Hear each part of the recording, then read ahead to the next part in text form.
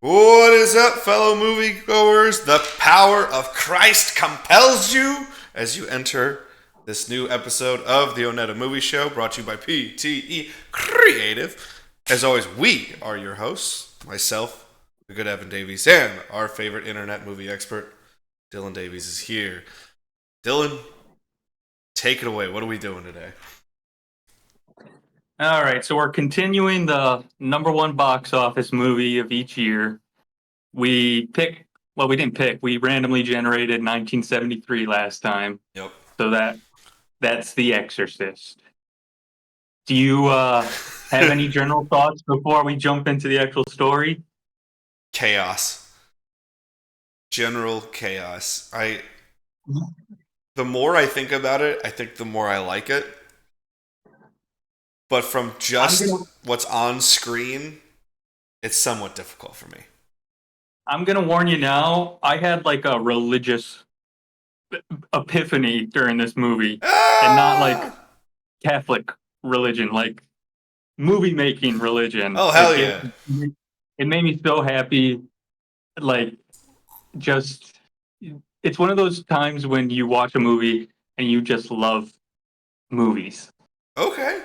I mean, that'll be certainly interesting for us to do and hear about. So, I felt this movie was it was almost.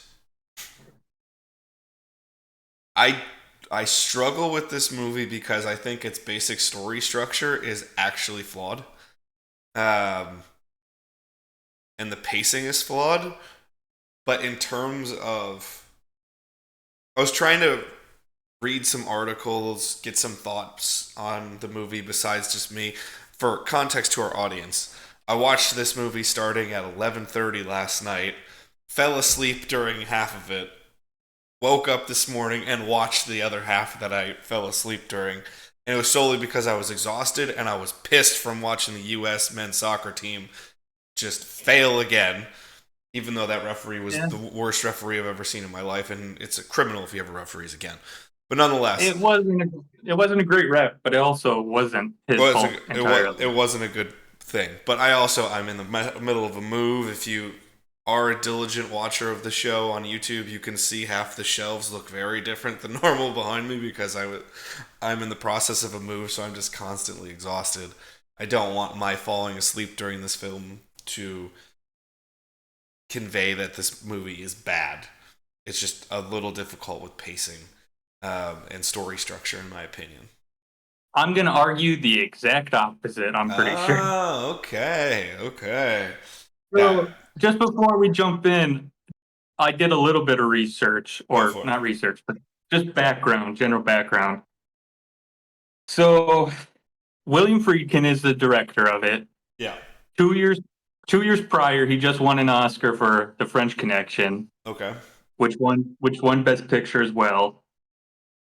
But then he's one of those directors where at the start of his career, he's just popping off. He can't miss really. But then eventually he just takes a nosedive. By like the mid 90s, he was just making nothing really. Well, I mean, what is his catalog essentially to start? French It's like Connection, it's like Exorcist. a yeah, and then there's like shit, what it's like a lot of like gritty stuff like Sorcerer with oh man, I'm blanking on his name right now. Brody and Jaws. Gotcha. I know who you're talking about. Um yeah, and so he made it's like a lot of gritty, realistic Robert Shaw. urban. No, Robert Shaw's Quint. Okay. I'm blinking on his name. I don't know why I am. But so it's also adapted by the person who wrote the novel, William Peter Blatty, who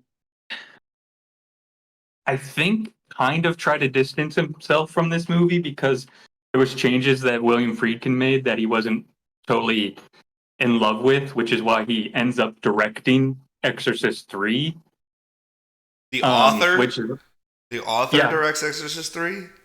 yeah, and Ooh. Exorcist 3 is great. There's like one iconic scare in it that is like one of the scariest movie moments you'll ever see. Hmm. Okay. It's really good. I really love Exorcist 3. And then, I mean, this cast is like four huge all stars. You got Ellen Burstyn as the main character, Chris. Yeah. Max von Sydow, who, I mean, he probably Legend. has like, Legend. And yeah, I mean, forever he in my probably, heart due to Skyrim. once I had a note, 164 acting credits in his career. Yeah, when I was scrolling through IMDb last night, looking, I was like, "Is that Max von Sydow?" And I just like because it was so old, and I was like, he shouldn't look that old for the time period, and not really like, No, because yeah, they do makeup on him. yeah, like I was just so incoherent also at the time that I was like, "Is that Max?" So I had to like scroll through. I was like, "Oh shit, that is Max." Yeah, Okay, I think I think the makeup on him is actually really good. He it's actually phenomenal. kind of, It makes me think it's not Max von Sydow. So but like it does look like an older Max von Sydow, like yes, right around like the late 2000s and stuff. Um, Jason Miller, who plays Father Karras, this is his acting debut, which blew my mind. I was like, "Holy crap, what a debut!" I did not know that. That's a hell of a debut for him. Yeah, I didn't know that either until yesterday. And then you got Lee J. Cobb as cop, who's like another huge famous actor. 12 Angry Men, and what else was he in? I have no. Oh, On the Waterfront, which I know you like.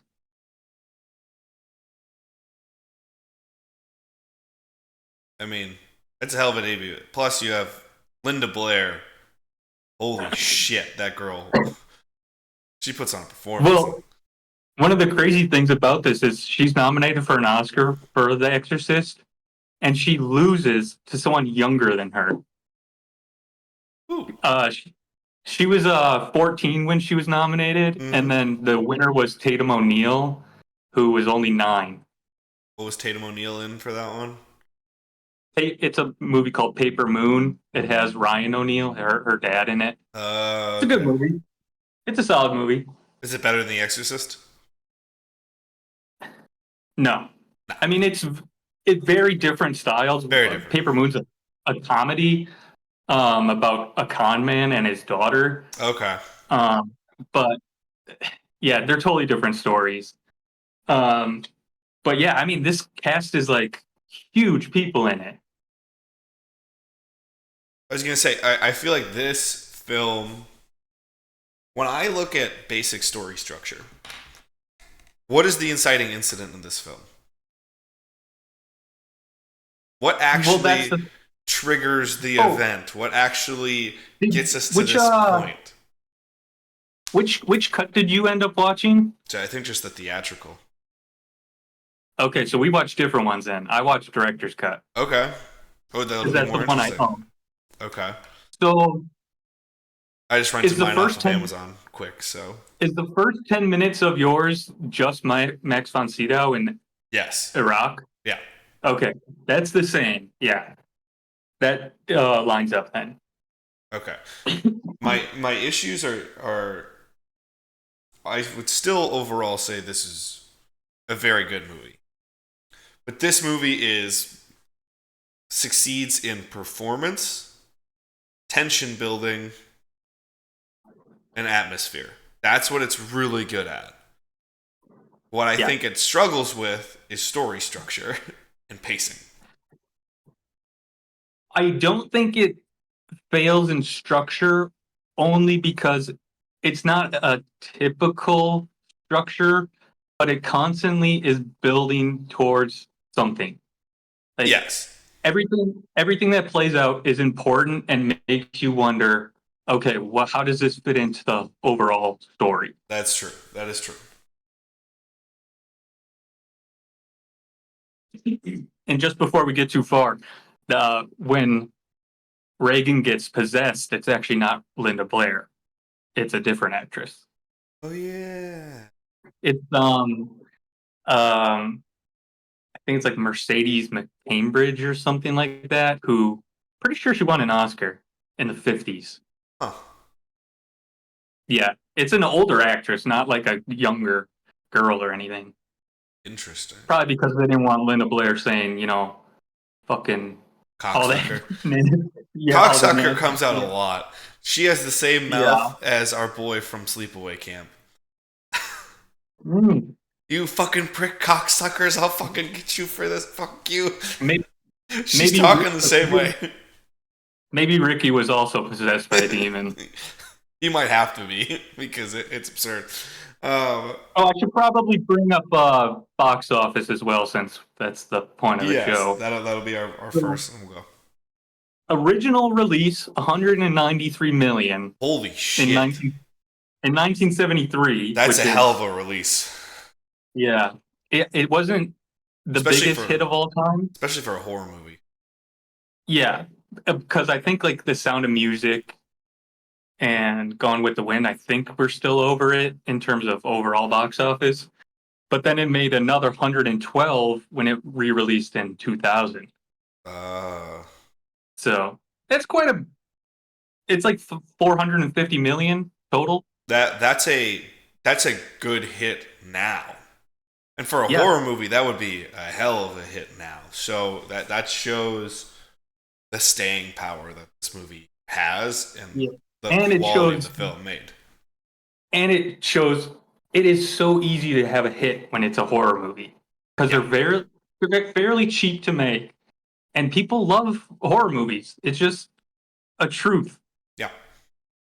I mean, horror is a universal genre. It's a universal experience for Yeah, people, and the vast majority of stuff that like that's the funny part is everyone likes to say like, oh, they don't make comedies like they used to. They don't make action movies like they used to. All that kind of stuff.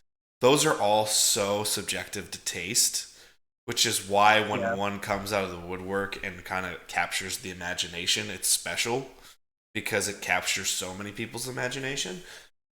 Horror is somewhat universal. It's hard to find a horror film that is of a good quality and not get the majority of the people watching it to at least go, "Oh fuck," like or be scared by yeah, something and or it do something like that. yeah, and fear is something that transcends like time and language. Yeah. It's just a universal thing. Yeah, Yeah. It's a hell of a box office though. yeah. All right. So, what are your thoughts on this opening 10 minutes? Why do we need it? Why are we doing it? Okay. Um That's kind of, I think the point is to say, oh, how does this connect at all? Because it's possible that's the inciting incident, him uncovering this artifact or whatever. but the You could, artifact is never within play ever. until, oh, wait, you might not have that shot. Do you have a shot at the very end when she's still possessed where it's like her in silhouette and then behind her is a statue? Yes, I have that shot. Yeah. Well, that's the same thing. I mean, I that was, but it's a loose tie at best, in my opinion, Oh, yeah. because Yeah. you see the demon with the weird snake penis. That's the only way to really say it. In the middle of the desert. Yeah. I think it's like Babylonian Yeah. mythology Von or something. Sydow is just like old man in the desert, chilling, looking for shit for 10 minutes. This is where I feel not an exposition dump, but a little bit of exposition would be interesting or really helpful. In that, oh, we uncovered this, and he just goes, just he's the old man on an archaeological dig and presented as an expert because everyone defers to him. Yeah. Just a little bit of fear and just a little bit of that's of this descent. That doesn't quite make sense for this. I don't understand why this is here kind of thing. This completely changes what we're doing. And then just a little text like, oh, fabled to be whatever. Even that, it's a little heavy handed, but even that would I have like helped a the lot more. ambiguity. The ambiguity is fine as long as there's enough to pull at it a little bit. But in what way does the uncovering of this artifact in Iraq then make us get to 12-year-old and at Georgetown in DC Yeah. is possessed by a Yeah. demon. Like, how did we get Well, from here to there? That's my issue. I wish everyone going into this movie would hear a quote from William Friedkin, because he tells the story as this isn't a movie about possession. It's a story between a mother and a daughter, and then Father Karras and his mother. Yeah. So it's just two relationships between mothers and sons and daughters. And then the possession part, the demon part, is kind of a secondary thought. It's Yes, not like it's the flair. the main focus. Yeah. So I think when you look at the movie through that, I think it's way more successful, because the Reagan Chris like relationship is like really realistic. Yes, that is where again I think performance base. This film is tremendous. You feel bad, you feel emotion. It strains credulity in a lot of ways, but the performances don't. Yeah. Performances are Yeah. what pulls this all together. The things I think this movie succeeds on a general note are music, which inherently helps with the atmosphere. The atmosphere is always great.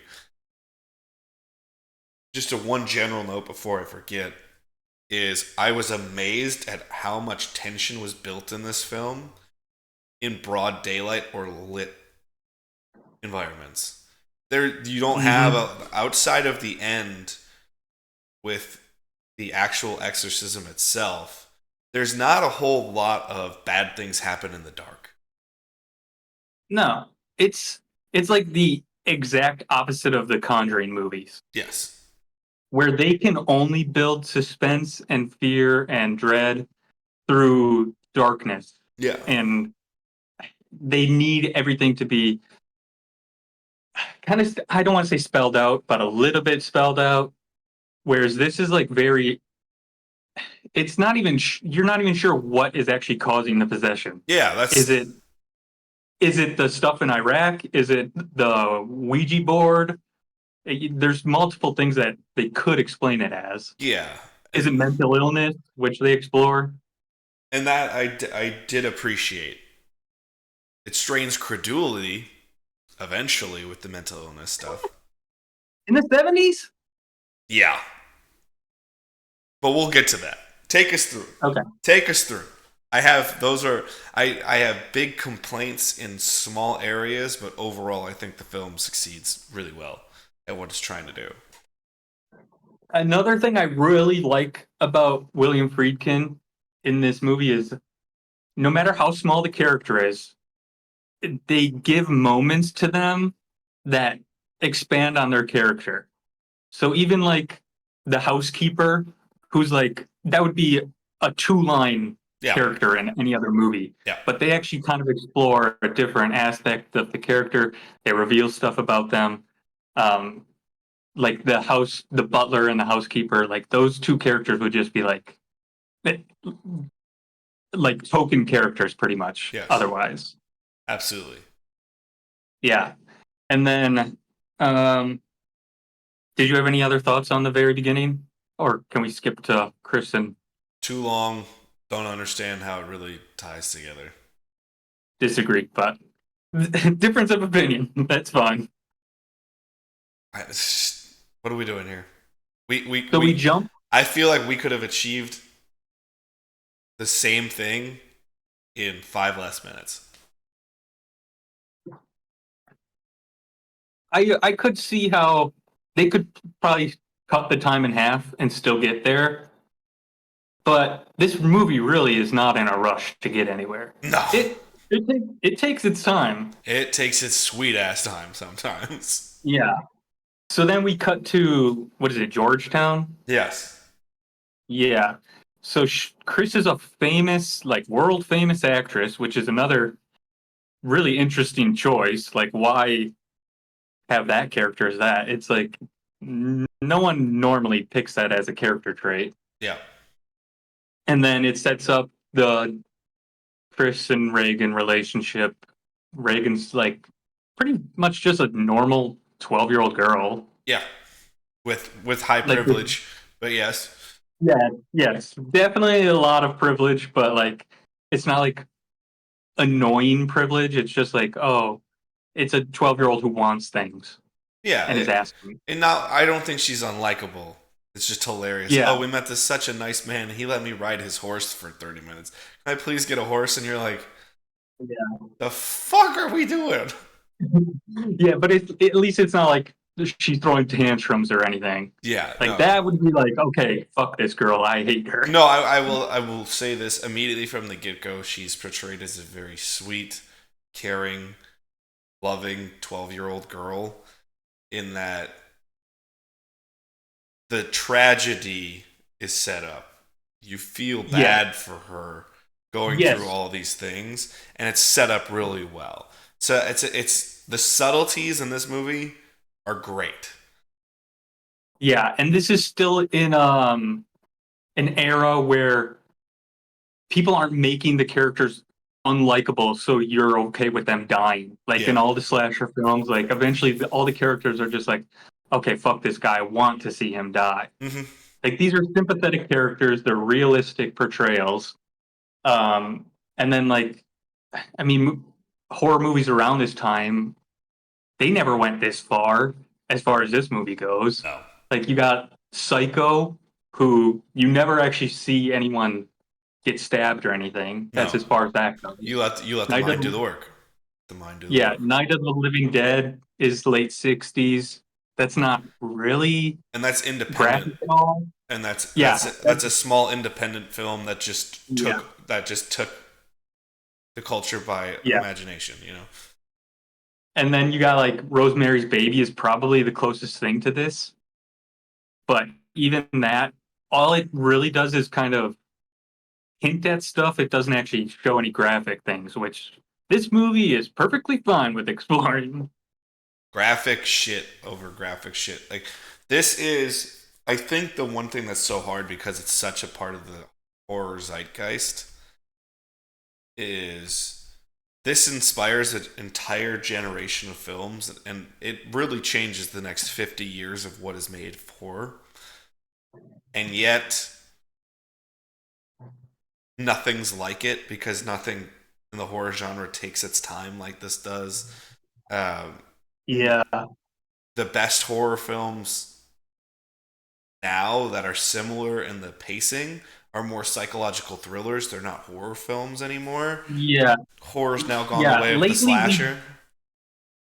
Lately we've been getting more slower, like they'll explore like tiny things like Hereditary Yeah, really takes its time. very much so. And like Midsummer Summer and like the Lighthouse, stuff like that. Like they take their time. Yes, And I like those kind of slow burn horror movies a I do lot too. more than slashers. Yeah, Slashers are fun, but they're not like great cinema or anything. they don't have any substance to them for the most part. Yeah, They're in and yeah, out, and that's exactly you it. want a little sizzle. You want a little, and I think that it's really interesting choices to immediately get. I like the fact that the Chris character has an edge to her, but you still like her. You see Yeah, that she's not a bitch. She's not someone. no, she just seems like a strong, independent woman of the 70s. Yeah, absolutely, very much so. And then what else is set up in the beginning? Well, you kind of set up that Father Karras, like, he's not like a perfect priest. He's not Bing Crosby playing a priest and going my way or anything. He's like, kind of has trouble with his faith. It's not like 100% like the perfect priest. He's not the perfect priest. Well, I He's mean, trouble. he's an impure person in a position that is supposed to give purity and piety, and he is very far from that. But not in a way that you're like, oh my god, how could someone do this and turn him into a villain? Just he's a human being in a position in which this is one of the best takes I've ever seen on strained faith in someone really struggling, and it doesn't feel it doesn't feel forced, or I don't know what the best word for it is. It doesn't feel forced. It doesn't. It feels authentic to what a human It's nuanced. experience. It's far more nuanced in the fact that you have someone who's going through doubt, self doubt, grief. Really, they're in between two worlds. The psychiatric world and the world of faith are two very different places. And this is a man Yes. that has to go right in between and mold them both. And I love the fact that they show him as a former boxer, and they also show him as someone. He runs hilariously, by the way. Um, but Yeah. I like the fact that they showcase him in a way that his past life is not his past life. It was just a part of who he was, and he has to adopt his Yeah. personality to best fit the situation that he's put in. They show him drinking beer and they show him like, he doesn't have a perfect relationship with his mother. No. Kind of, kind of it's that thing where your parents are aging and you kind of just have to deal with them at that point. Yeah, very much It's so. like it's like an unfortunate truth, but uh yeah, they don't show him like movies of the 40s and 50s. They would never show a priest doing things like that. No, no, no. They would just go, okay, he has to be 100% pure light. I love the fact Which, that he's a drinker. I love the fact that this yeah, character, and there's still kindness in it, which is strange. This is a later scene, but I yeah, love how, you know, as he's gathering proof to determine that, oh shit, this isn't a psychiatric issue. This is a possession. She asks him if she wants to drink. He immediately says yes. He doesn't even try to pretend not to. And then, yeah, but there's niceties in there where he's like, you know, scotch on the rocks, a little bit of water. And then she's like, oh, I have to go get you ice. And he's like, no, it's fine. Don't worry about it. I'm just going yeah, to take the alcohol straight up. And you're like, yeah. okay. And you can tell that he actually cares about Reagan because he's he's like doing this on his off time pretty much. Yeah. Like he's not just going, oh, that's something I'll deal with later or anything. Yeah. Like it's in his forefront. Yeah. So it's certainly a very interesting thing. Now take us through. Take us through. The beginning is it's I don't think this is a scene by scene thing until we get to moments because it's such a slow burn. Yeah. Well, they have next is like the moment with the Ouija board, Yeah. which I don't view that as anything really. I I don't just view either. that as kind of like a red herring almost. I very much so. I feel like that's playing at a trope that I don't even know if that trope really existed at that time, No. but it's playing with the small idea of something different, and now it's been taken and explored so much that now it is a trope. Yeah, But I don't view it as a trope in this film. I view it as a 12-year-old trying to have fun with her mom. yeah, exactly. That's how I feel. Because like it can't be like understated how big of a thing in the zeitgeist this was for decades to come. Yeah. Like you've so many different rip-offs of this movie, like all the Omen movies and all that. Like there's Mm-hmm. so many possession movies after this, Yes. but none of them actually explore it as well as this one does. No. Not at Let's see what else. all. Oh, Oh, by the way, I just love the note taking aspect um, of it. I learned this the other day. Um, they have Chris tucking in her daughter, Yeah. and apparently, if you show parents tucking in their kids, audiences are like 50% more likely to remember that scene and think of it fondly if you show parents tucking in kids rather than just a scene where they're talking. I don't know Interesting. why. Yeah, it was on some documentary on HBO that I was watching about filmmaking, and I was like, 50% oh, more likable if a parent tucks in their child. yeah, like they'll remember it more and they'll look on it more fondly. Yeah, Probably some Sigmund Freud bullshit to that, but we'll get to that. yeah, probably. Yeah, but that's just another scene where it's just It's just a mother and daughter. It's just a normal relationship. Yep. And then you got the two fathers drinking beer at the bar, Yep. just kind of shooting shit. They're not really talking about much, I actually. Yeah, I will say my pacing issues are more with the first half of the film. But it's a Okay. lot of setup, and I understand it's setup, but the amount of stuff where it's just like it's there and you can see it pay off. Like, this is a movie, if I look at strictly just what's on screen and then you just go take what's on screen, don't think about it much, just explore it, I feel it struggles to convey some things because all of a sudden it's like moments that you're Are like, you why are we, why is this important, why does this matter? I don't think there's a ton of connective tissue by the film itself, but when you look are you into saying film like analysis, there's a lot of stuff where you're like, oh, that's a great character development. Oh, there's that. There's that. There's a lot more show with maybe even not enough tell, and it's kind of crazy how that oh, happens. I think it's perfect amount of tell. Are you saying though like are you asking like why is it taking so long to get to this certain point? Is that Yes, what you're trying to sort of. Okay. It Cuz like also when we get when the first true incident is that dinner party. It's the first yes. real moment in this film where you go, oh shit, okay. And Yeah. when that happens, it's so abrupt, it's so sudden, and And it's like disturbing. it is disturbing. It's something in which there are just so many social circumstances that are perfectly seen in that film where it makes you uncomfortable, it makes you feel embarrassed, you get secondhand embarrassed because Yeah. someone else Yeah. is going through something. It's something Exactly. that Yeah. I've said on a ton of shows. Worked in childcare for 20 years. That feeling happens a lot when you're working with little ones, where you're just I like, I bet.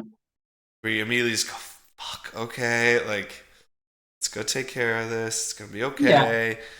And And you anyone can relate to that moment of a child like being embarrassed even though it's not really their fault, but like it's still a traumatic kind of event that you would yeah, think on for years. but she's just like stone faced, eyes burrowing into your head, tells you you're gonna die, and then just Yeah. pisses on the floor.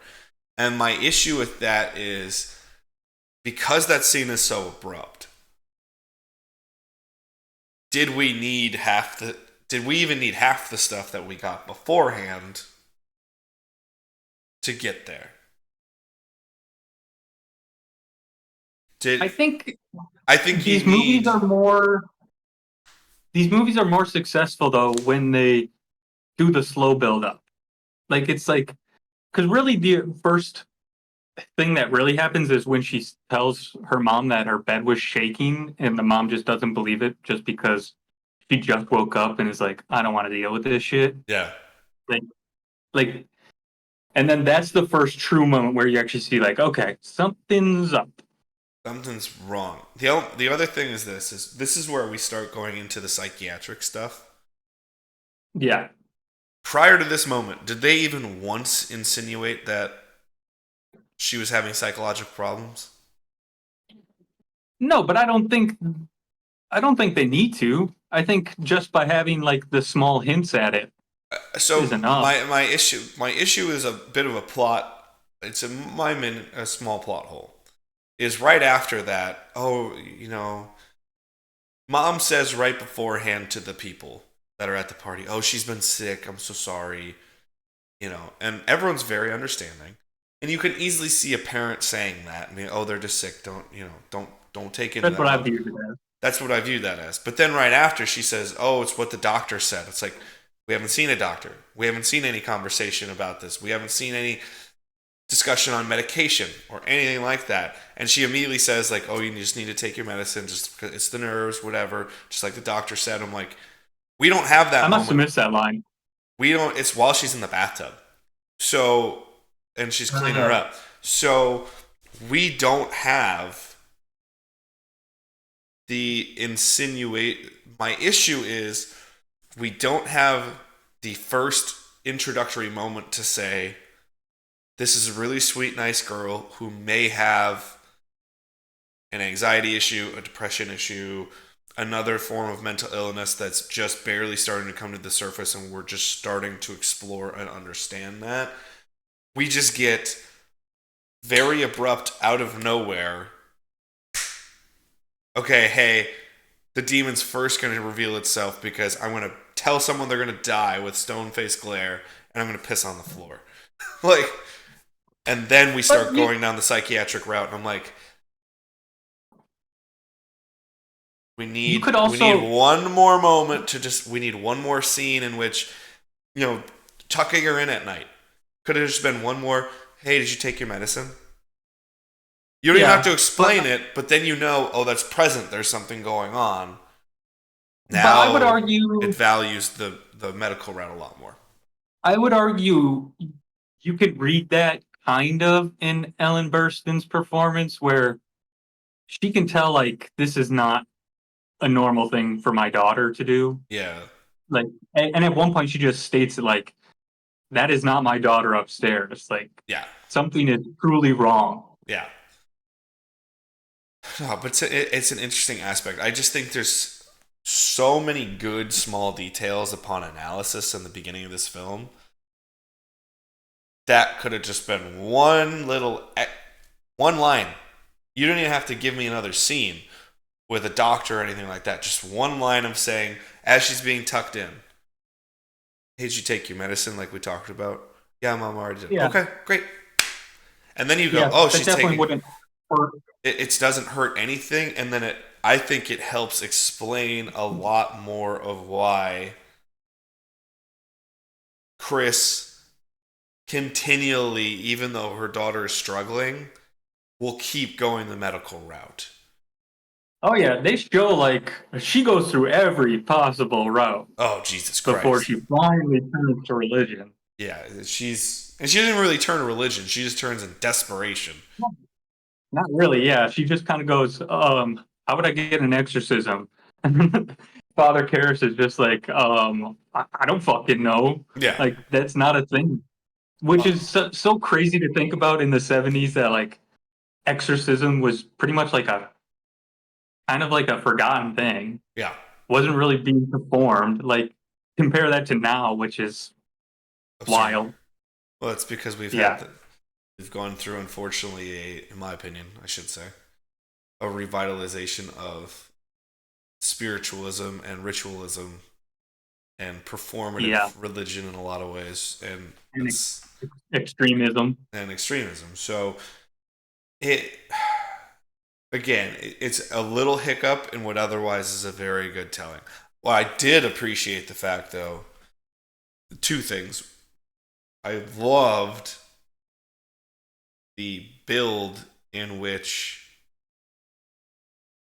too often when they try to play the psychiatric route or the possession route, or they try to go down the medical route trying to explain things logically and then they can't, that turn comes a little quickly. I loved how you went through the tortures of psychiatric care of the 70s. You went through trying to figure out all this shit. Yeah. It's very stark and realistic. Yeah. It's very All the medical stark, stuff. it's very realistic, it's heartbreaking. You understand it. It's human fears again played to it. But I adored the fact that they went down that entire route and then finally went. And Yeah. Chris's take on it. I have another problem when we get to the actual psychiatrist saying this, but I love when Chris finally goes, I have no other option.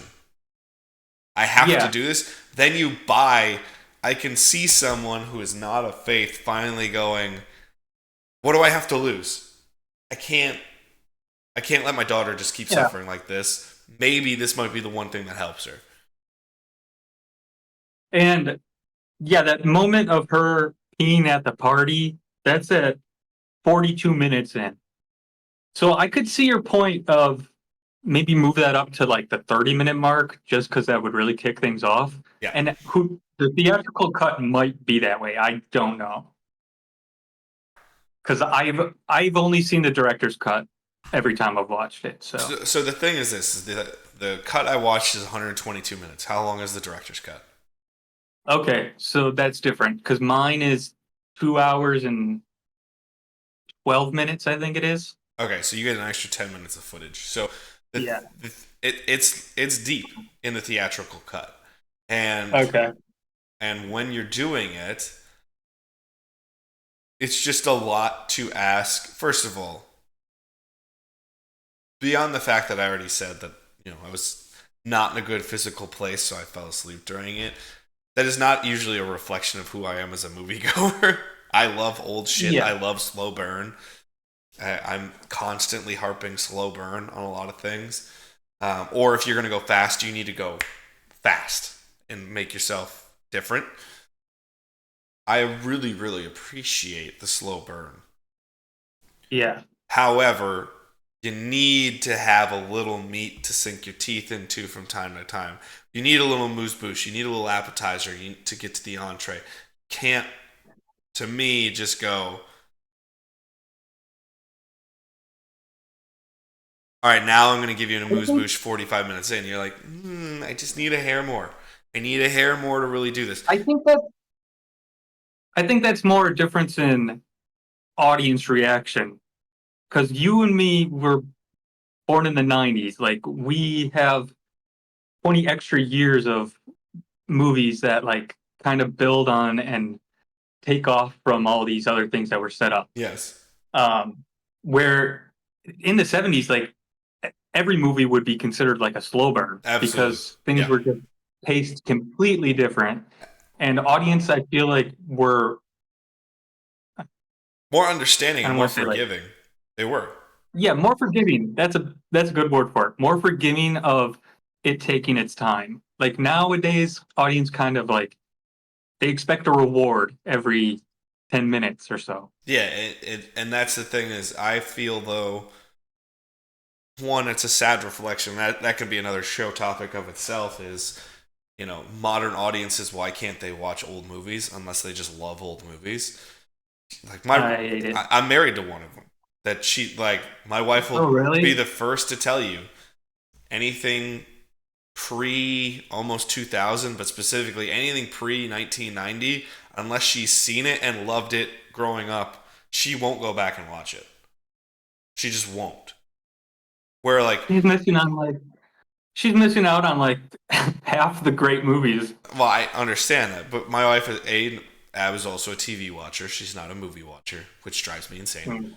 But two, I have way too many people in my life that I've seen that. And, meanwhile, if you give me the opportunity to sit down on a Saturday with boredom, I'm the first person that's like, let's watch Casablanca. Let's watch Rebel Without a Cause. Let's go watch Bride of Frankenstein. Let's go watch, To Have and Have Not.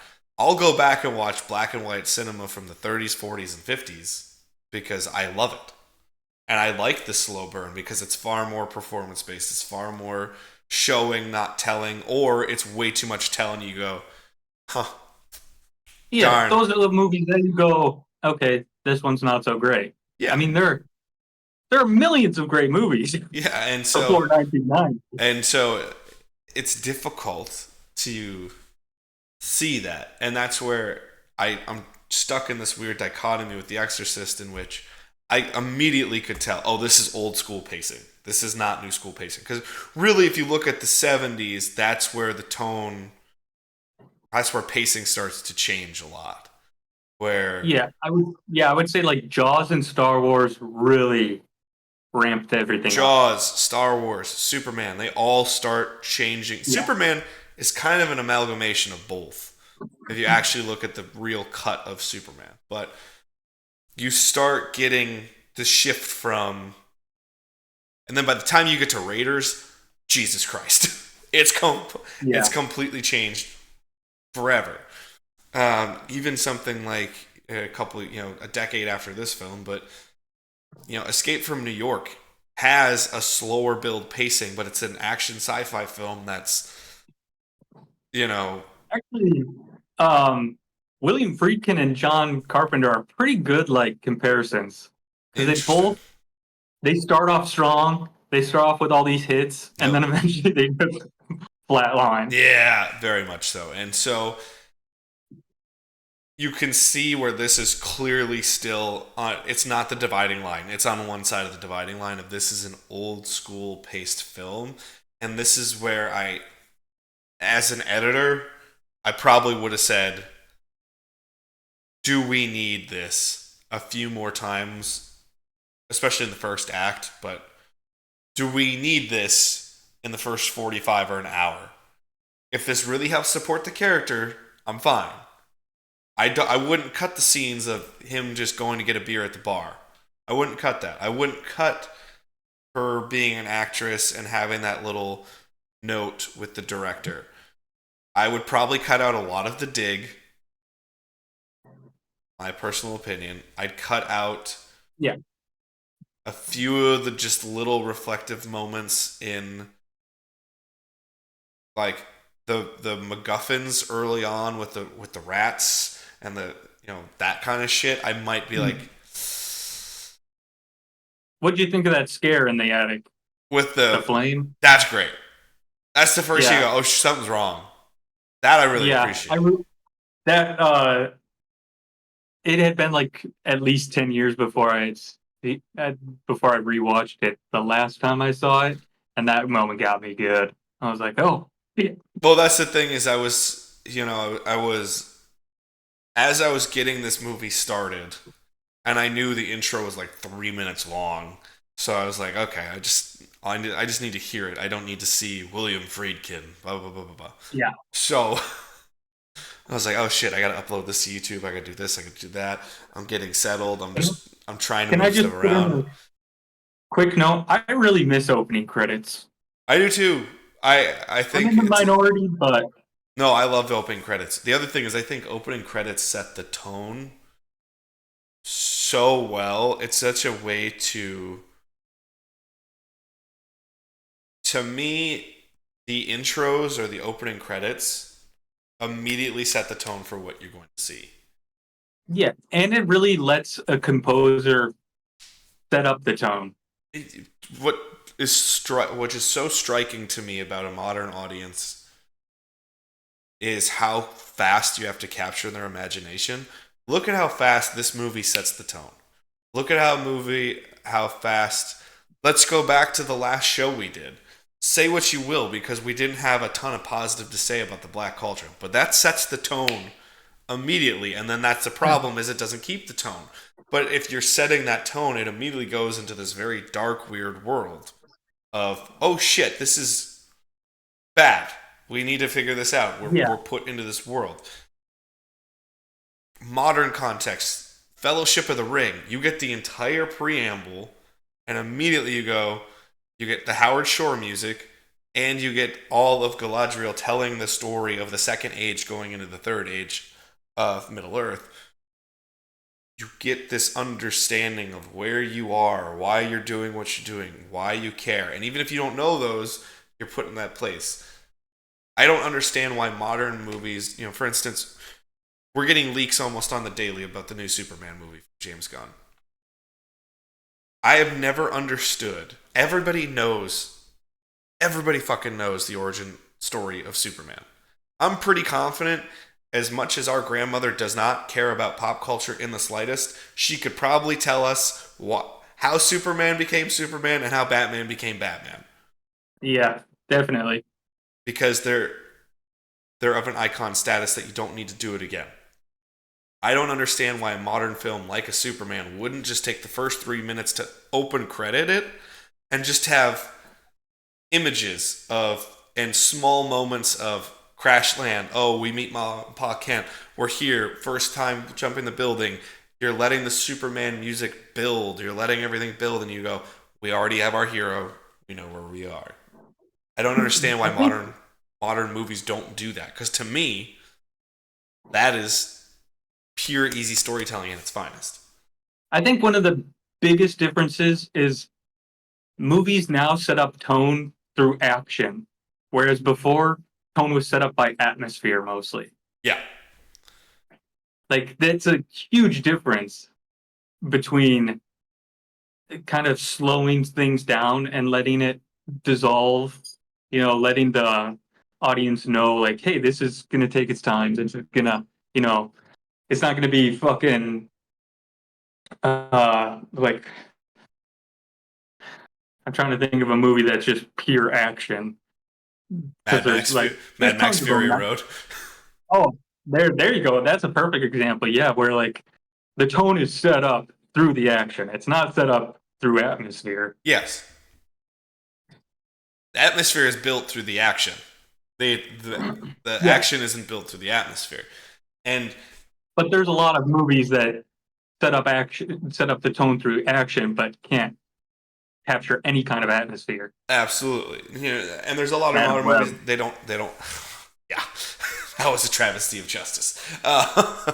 But at the same time, it, this film, in comparison to modern film, it's beyond obvious that we're building tone, we're building atmosphere, and the action is dictated through tone. This is classic style of storytelling in some ways. Although as many gripes as I've already kind of come up with, little things. If I wish we had a little more here, or I wish we had a little more here, or I don't think we need that. That's nitpicky. The tone of this movie is set immediately. There's just something Yeah, off about the whole thing. It is amazing to me. yeah, I already stated it, but it is amazing to me. It was one of the first real positive thoughts I had about this film. We are in broad daylight or lit places so often in this film, and you still just feel like there's something off.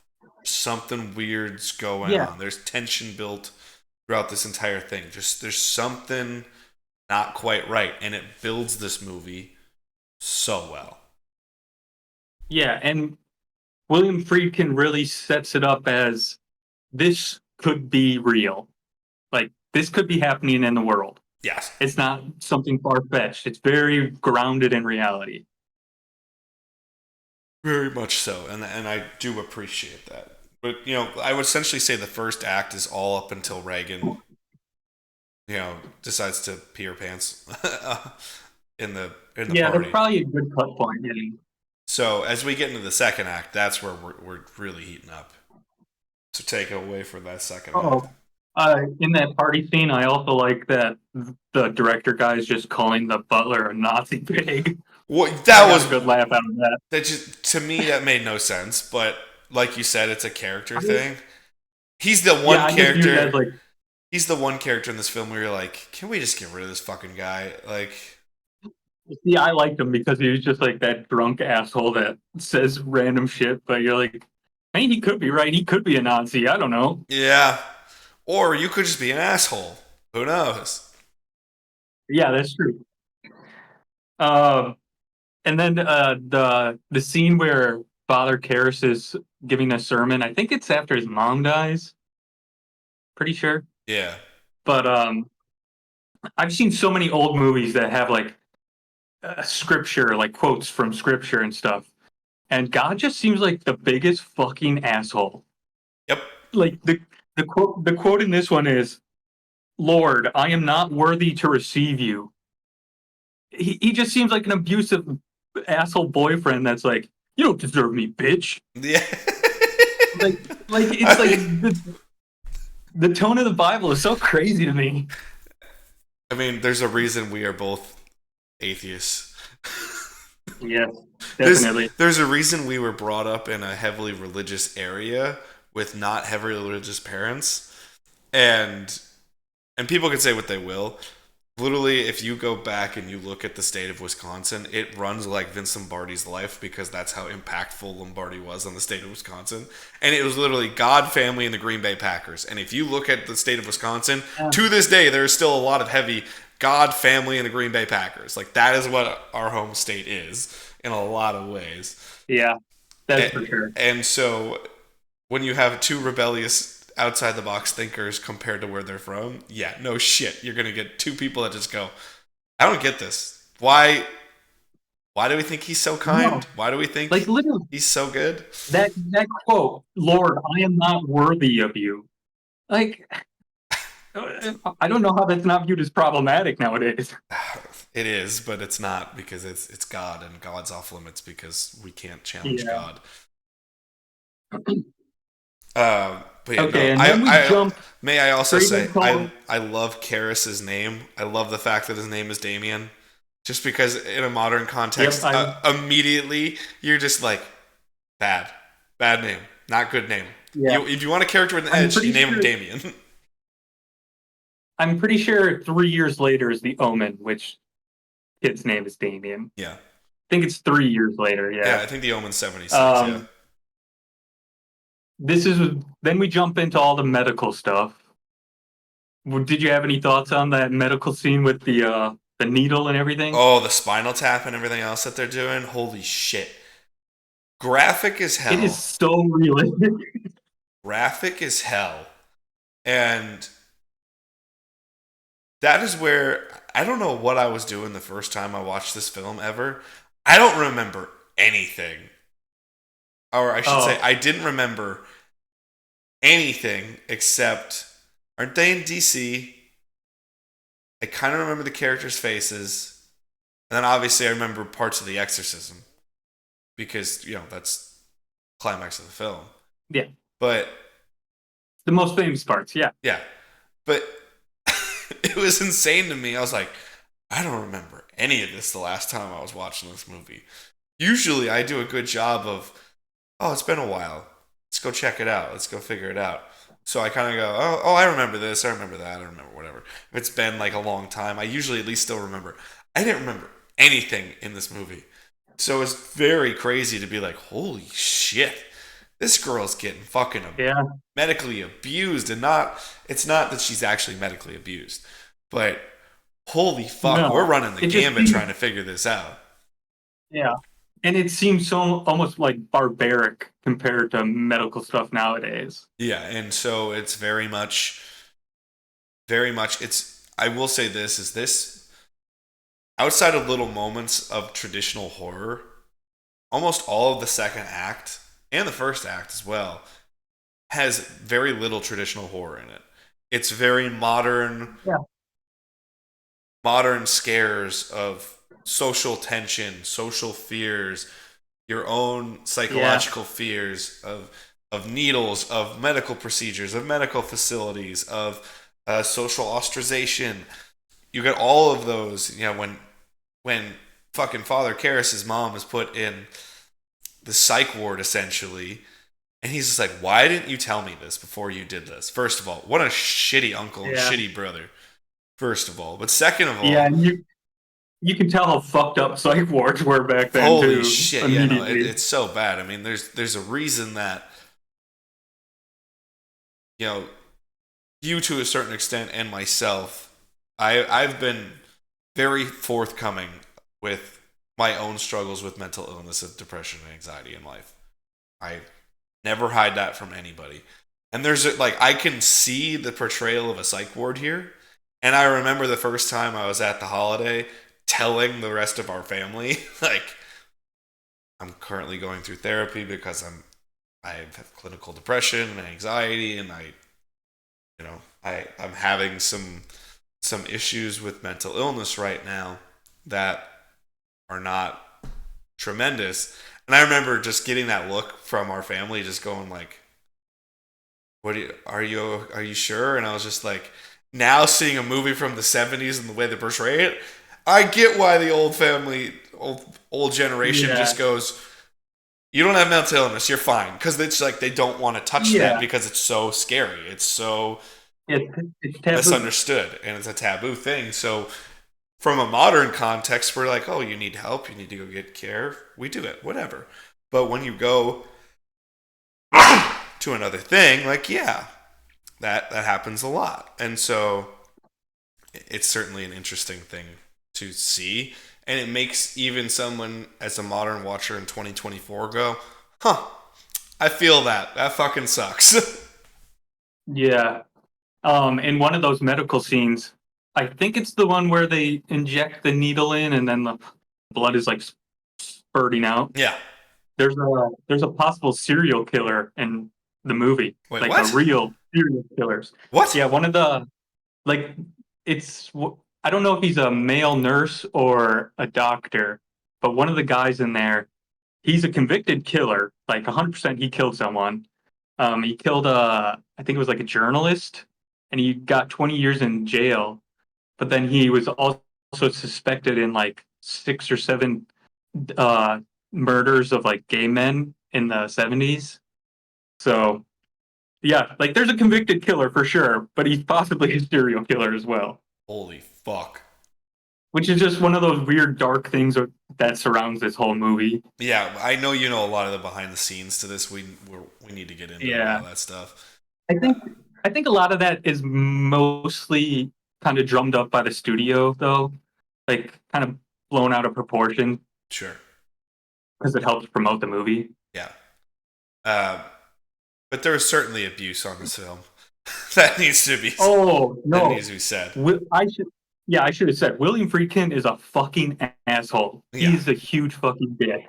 Like he's a great artist, but at a certain point you kind of have to go, okay, rein it back here a little bit. Like he's like full blown abusing the two main actresses in the movie.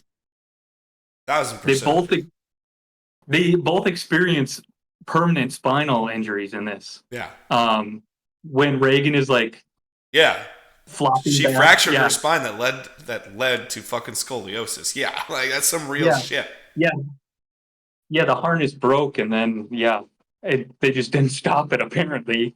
And then the other one is Ellen Burstyn when I think it's when Reagan like smacks her to the ground. Mhm.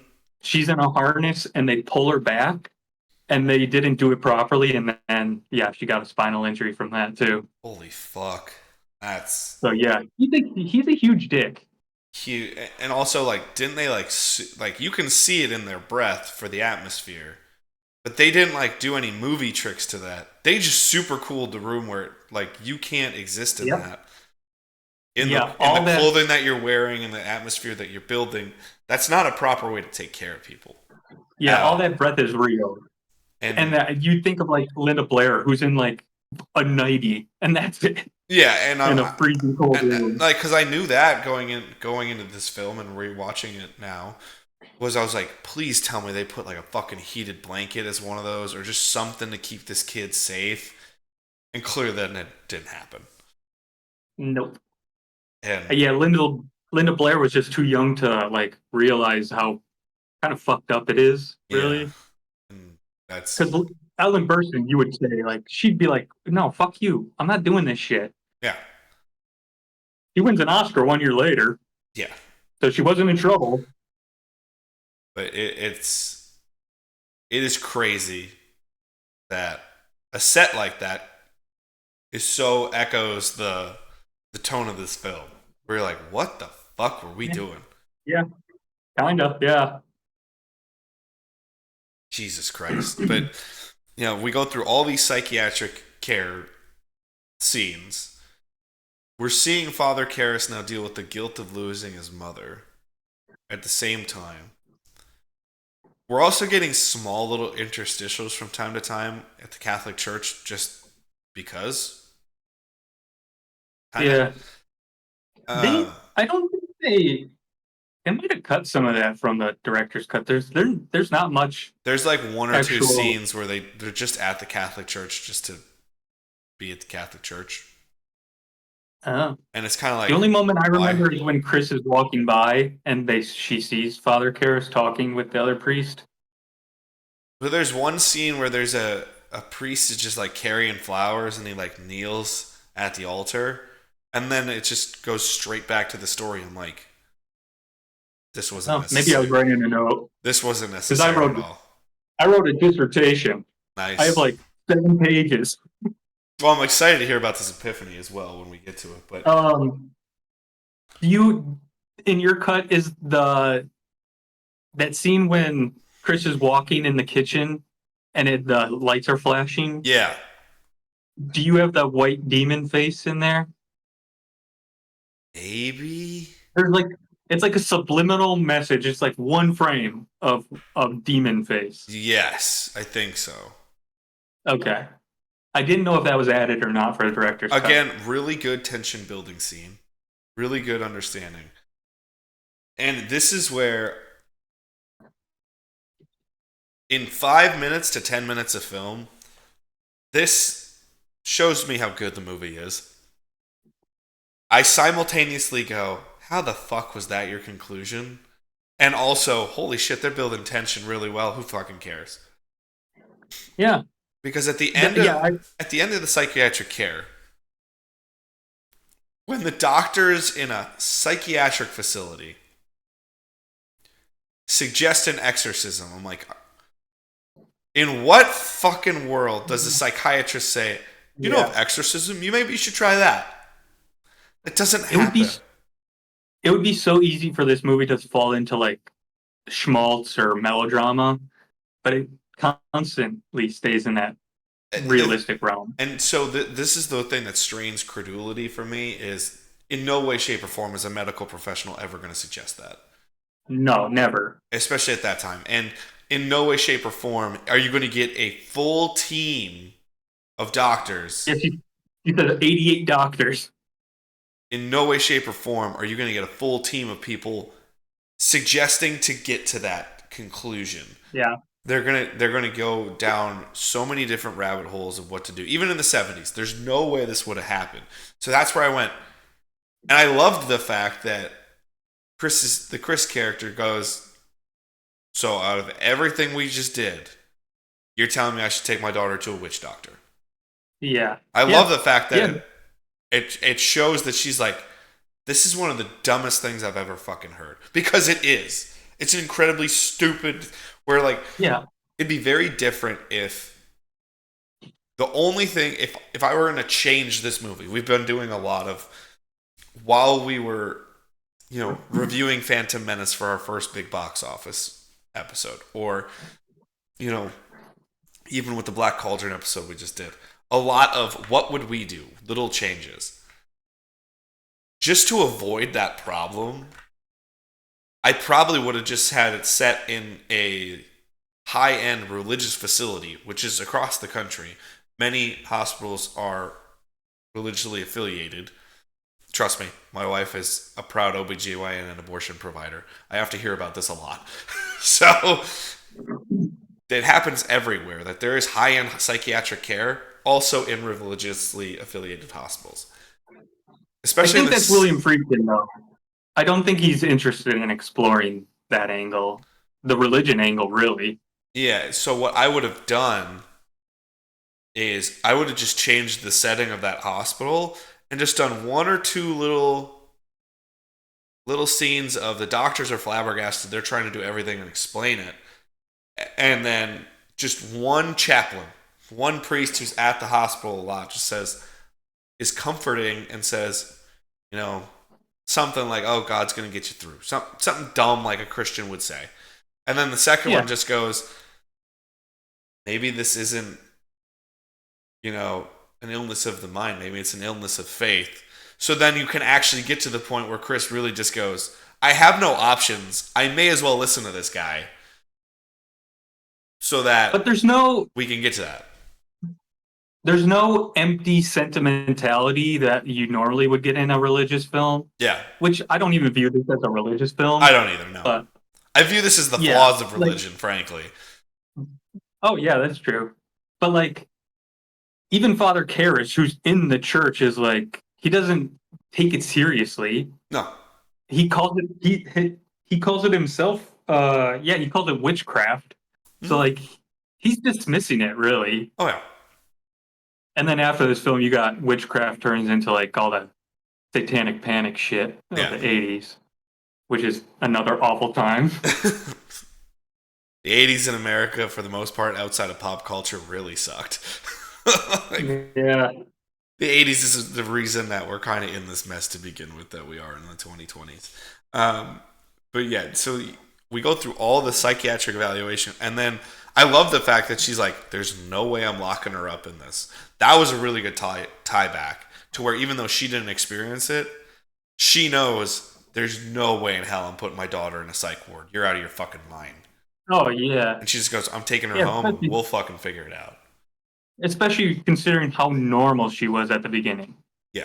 So I really do appreciate that was explained. That was logical, and I was showing, not telling, where even though she did, the Ellen Burstyn's character Chris doesn't exactly go through that, she just goes, absolutely not.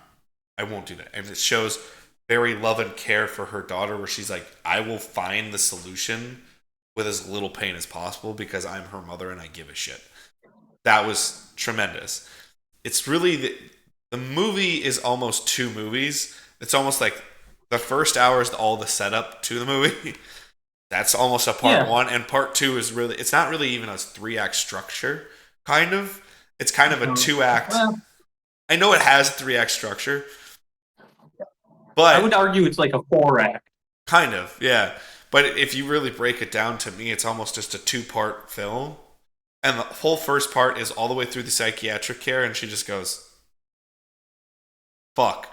And the Yeah. second part is where Father Karras comes in and really starts being interjecting into her life and possession.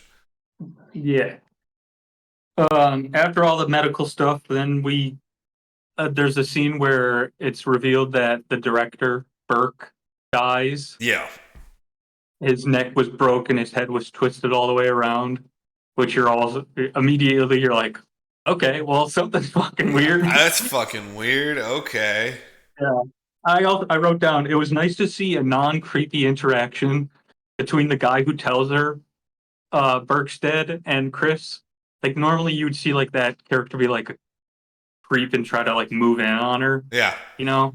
It was But like not. there's nothing like that. It's just a No. quiet moment where she's grieving. Yeah. She's grieving and he just tries to comfort her. There's nothing. There's nothing that makes you say, Yeah. what And are you doing there? What are you doing there, Haas? they set up that it's maybe it's supernatural because her windows are open and he fell down the stairs. So you're like, maybe this fucking kid killed him. Right. And so you're getting a lot of crazy stuff like that, and it is wildly interesting to see. And then you got the spider crawl next down the stairs. Have any thoughts on that? Spider crawl down the stairs. Did you not have that? She's like, I'm trying to think of how to explain this. She's like arched with her stomach in the air, so she's upside down and she's crawling down the stairs with on her hands and I feet. have no recollection of this whatsoever. Oh, I didn't realize that was cut out. So that must be director's cut only. It might be. Sounds like a rad ass yeah. scene. No, like yeah, she's like fastly crawling down the stairs on her hands and feet, and her back is completely arched. That's crazy. It's creepy. Well, you've seen that a lot of different ways. It always works to creep people. Yeah, like all the this stuff that Pennywise does with his body, like Yep. morphine and stuff. I mean, shit. It's always like kind of creepy. There was even a horror-based pro wrestler who he just passed away about 2 years ago. But what he would do in a match to really do it is he'd do the backwards crawl towards you and then spin around really quick and just glare at you, and you're like, "There's something off about this guy," and it always works. It is weird. It's weird, and it always works. It's great. It's a great use of abnormal movement. There's nothing about it that's inhuman, but it feels inhuman, and that's really interesting. Yes, exactly. Yeah. And then you start setting up the Lee J. Cobb storyline, the cop. Yeah. Who's investigating Burke's death. Yeah. I really love his character because he's like in a normal movie, that cop would be kind of antagonistic, but he never really is. He's just kind of probing. He's not, like he's a little antagonistic towards Karras, but Karras is also antagonistic back. Yes. And so it's very interesting to see all that kind of happen. And that character returns in Exorcist 3 except he's played by a different actor. Okay, I didn't know that. It's cool. Yeah. Do you know George C. Scott, Yeah, Doctor Strangelove, Patton? yeah. That he plays in Oh, Exorcist interesting. 3. Interesting. Yeah. But I think I'm not saying the cop storyline is unnecessary, but it kind of If you is. were going, if you were going to cut one uh, part of it, I would agree. That would Yeah. be the part to cut. But that just also grounds it more in realism. Yeah, I think that's where Friedkin and the entire production of this film, as we've said, succeed through tone and atmosphere. And part of that is making it real and making it feel tangible and as if this could happen, like you stated. So even as I'm like, do you really need this? There is another part of me that goes, well, this really does support the tension of reality. Yeah, And we're and it's not just making in the possession world all the time. yeah, and it's making Chris ask the question, like, did my daughter do this? Yeah.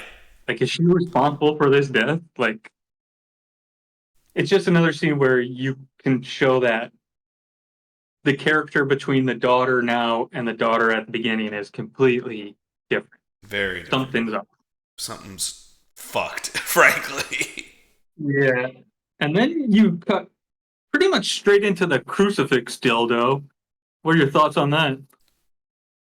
that that is the scene where this movie gets real. Where this movie goes, Oh yeah. holy, like shit's Can you on. imagine that in a like a movie from like the 50s? Like it is insane. Would have been They banned go to immediately. such lengths. Would have been banned Yeah. immediately. That that I'm that surprised is this didn't get an X rating. I think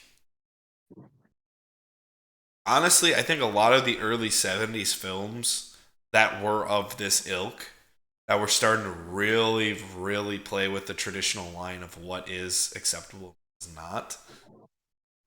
I think they all benefit from the free speech movements of the 60s and, Oh yeah. and civil rights, where Well, it's almost like people are scared. It's almost like yeah. a positive version of wokeness in today's society, where people now just say like woke is so bad, so they go anti woke because Yeah. it's an attack on their free speech. Whereas this was almost a positive response, where I feel a lot of early 70s films were just given the Well, we yeah, can't this is stop coming them. out at a this is coming out in a time when like the complete movie scene is changing because Yeah, you have the old guard from like the 50s and 60s where they're making more sentimental movies really, and then you have all the movie brats like Spielberg, Lucas, Francis Ford Coppola, Mike Nichols. You Martin have people that Scorsese, like all those guys. Yeah, yeah, yeah, exactly, who want to explore more of what they're actually seeing in the world, not just idealistic views, yeah, especially like this movie and like Mean Streets is 1 year later from Martin Scorsese, and that's a really gritty, realistic movie. yeah. And you're you're seeing the changing of the guard in this film, where they take Yeah, old world. This is a film inherently. You talked about a dissertation. For those who do not know, I have an English degree. The English analysis brain was running constantly while watching this movie, even in exhaustion. Where that was like, I would see it from the story structure standpoint, but then I'd also see it from what is this actually trying to say? What are we actually trying to do?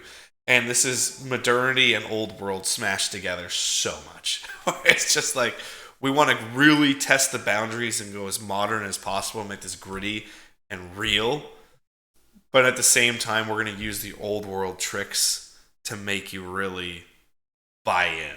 It's a very interesting yeah, dichotomy. yeah. Because that scene alone like ramps up the tension like triple what it was already. Because in that scene, you have the crucifix dildo, you have her forcing her mother's face down into her crotch and saying "lick me." Yeah, holy shit. Um, That was you have her, fucked. yeah, you have her getting thrown to the ground, and then you see the first truly like supernatural thing with the door slamming and the dresser moving on its own. Um, and then Besides it ends with a head. the bed going up and down, but in the past. Oh But yeah, that's true. yeah. And then you have the head twist, the first head twist, Yeah. which I mean that scene alone like it triples the tension Oh. Yeah. Oh yeah. It because everything up until that point is kind of hints, but not really all that hints crazy. and then one or two overt moments where you're like, huh. Yeah, But then when yeah, I you forgot about the bed shaping. Yeah, this is the scene that you immediately go, nope, this is not a real problem. This is an this is an intangible problem that we cannot solve through modern medicine, modern logic. We can't do that. yeah, yeah, and this is when she starts asking Karis about how I would go about getting an exorcism and all that. And I really love that this movie treats exorcism as like kind of insane. It's Like quack. they don't go like, It's quackery. It's ridiculous. It's a yeah, quack. it's a perfect way of saying it. It's like the Catholic Church knows it's fucking bullshit, so they're like trying to distance themselves from it. But then because of this movie, it grows to a whole new thing. Well, it's also the days and times that we're in. Um, yeah, it's quackery. That's what the fuck it is. It's ridiculous. And Yeah, I just like you, I appreciate the fact that Karras is like, he immediately goes, beg your pardon. He doesn't say, excuse me or anything. He goes, beg your pardon, because immediately he's just like, even though that's such a common phrase to say, there is a difference in the tone of beg your pardon and excuse me. Excuse me yeah, is asking, sorry, could you repeat that for me? Beg your pardon is, are you out of your fucking mind? yeah, yeah. Like, He treats it exactly like that. Yeah, are you out of your mind? Are you truly suggesting to me, who's been asked here as a psychiatric professional? Sure, I'm a man of the cloth. Sure, I am part of the Jesuits. However, are you truly asking me, a man of psychiatry, to give your daughter an exorcism out of the fucking 1400s or 1600s? Are you out of your fucking mind? yeah, yeah, yeah. He does say that too. Like it hasn't been like a mainstream thing since the 1600s. Yeah, and I love the Like fact. there's no extras on it. Yeah, absolutely, it's absurd, and I love that he plays it as absurd. It's an absurd request. I love the fact that is Chris McNeil. Would you say there's a single moment in this film that she's nonchalant about anything? No, And no, how she's and how always nonchalantly does she ask for that fucking exorcism? well. You can tell she's kind of like embarrassed by it. She's like, this is truly her last resort. Like she doesn't know what the fuck to Well, do. she makes a big deal early in the film where she says, "I don't even smoke rets," saying, "I don't smoke cigarettes." She asks for a cigarette because she's just so fucking tense and like, I need to seem normal in this moment. So she starts smoking because of it, and she just nonchalantly goes, "How would I get an exorcism?" And he's just like, "The fuck you talking about?" Because she is truly trying to perform as a human in this stance. It's not even, that's how desperate and sad her situation has become, and that is something I love that scene because it shows such a character departure to show desperation. There is no tell. Yeah, There's a ton of showing that you can see if you're paying attention. And I really, really appreciate that of it. yeah, and you have Karis just outright state, "I don't know." Yeah. Like normally you wouldn't see that in a movie where a priest would normally go like, "Oh, we need to turn to the church, blah blah blah. You need to restore your faith in God and all that shit." Like he just says, "I don't know how to you would go about doing it. I would need to go research." I don't know how to do it, and I don't know anyone else who knows how to do it. I love that. Yeah. Yeah. It shows And then honesty. it's a It hour. shows not trying to Yeah. be fucking ridiculous. Yes. It's an hour and 20 minutes in when Karis finally meets Reagan. So a little late, I would argue. Yeah. It. I wouldn't argue like 20 minutes too late, but I would argue a little bit too Uh, late. I think that you're correct. If this helps a lot to hear Friedkin say, this is a movie about motherly relationships. And, this is a story about maternal relationships. This is not a movie about possession. Just possession is what gets you to pay attention from the start. Because if you are Yeah. looking at it just strictly from the possession angle, you're like, hold on, hold on, hold on. The guy who's going to help perform the exorcism doesn't meet the person who's possessed until an hour and 20 minutes into the film. How in the And he's fuck are not we doing even that? just, yeah. And he's not going to exercise her. He's just going to observe her. Yeah. And I love the fact that I love his struggle. He's the linchpin of this film. I love the struggle Oh, that he's he great. has when he goes in the first time with Reagan. And he knows something is wrong. You can tell that he's just like, this ain't normal. Like, and then Yeah. beyond the That's fact when that the classic you get vomit the scene, vomit. yeah, the classic Yeah. vomit scene, and it's hilarious and gross It's and been proved so scary. many times. Yeah. But at the same time, I love the fact that the voice is changing continually. She says a little bit of weird stuff, but then goes, "Oh, your mother's in here with us," and then he challenges her like, "Oh, really?" And then doesn't answer.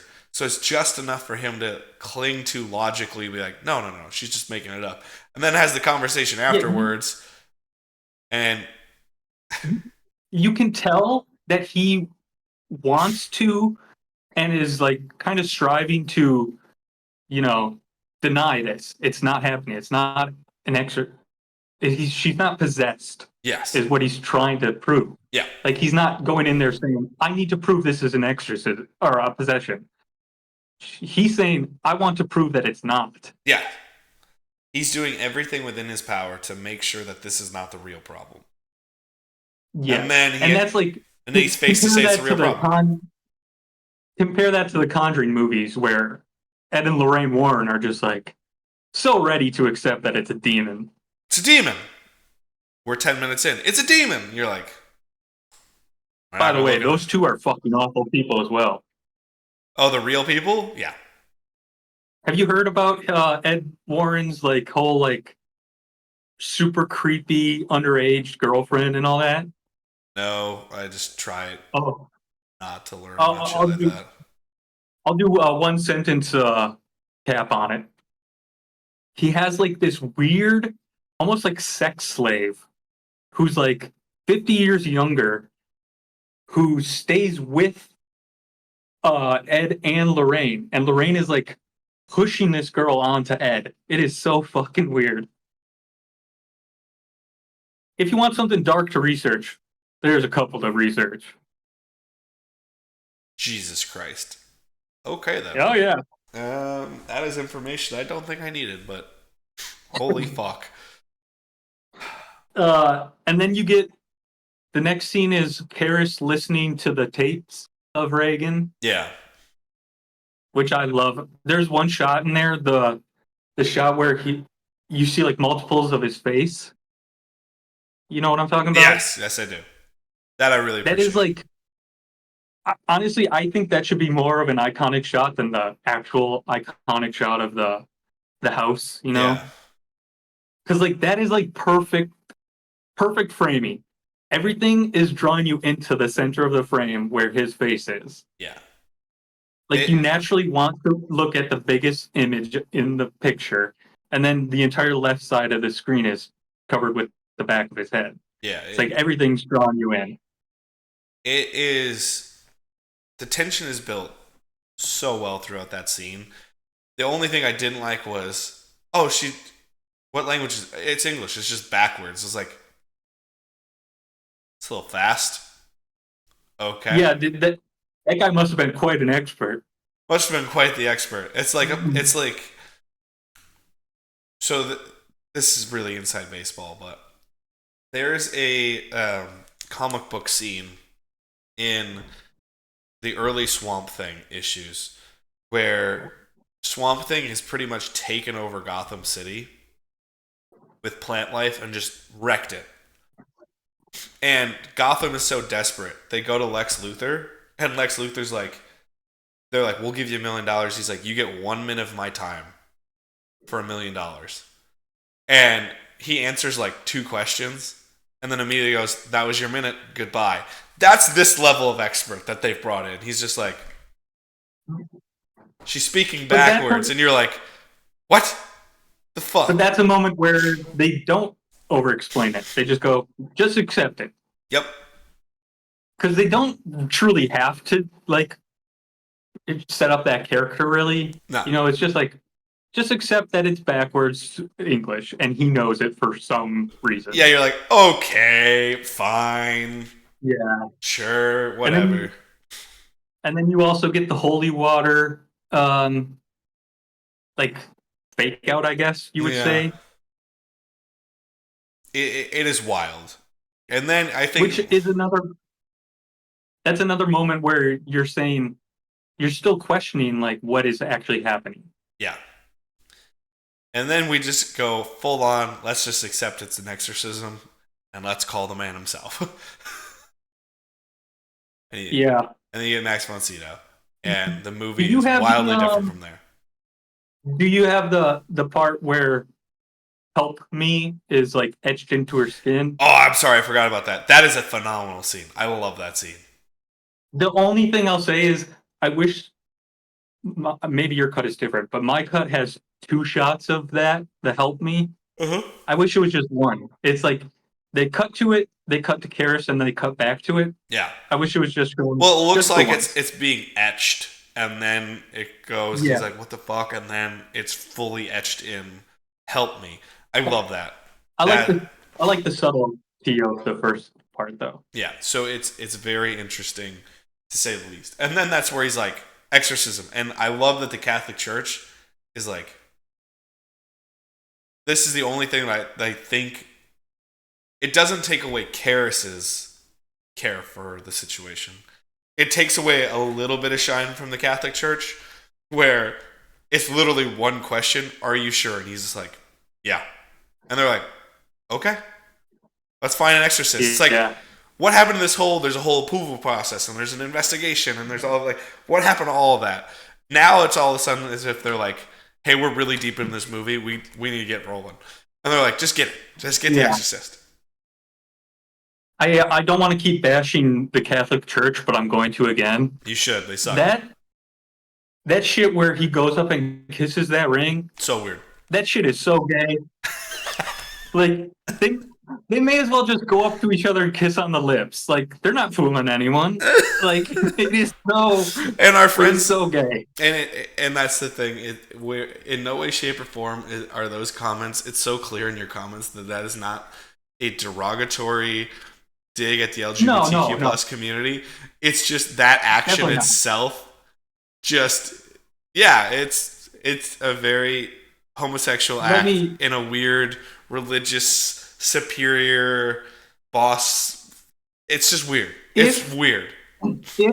If someone from the Catholic Church saw 2 gay men and one went up and kissed the other's hand, they would be like, "Oh, this person is going to hell." Heretic. Like, it's so fucking weird. Yeah, that's the biggest thing that most people have a real problem with in the Catholic Church is how performative the Catholic faith, that's a good way to tends to be. It's incredibly performative, and that's where like when you're never explained anything and you just have to accept it. You're just like, the Catholic faith, the performance basis of the Catholic faith.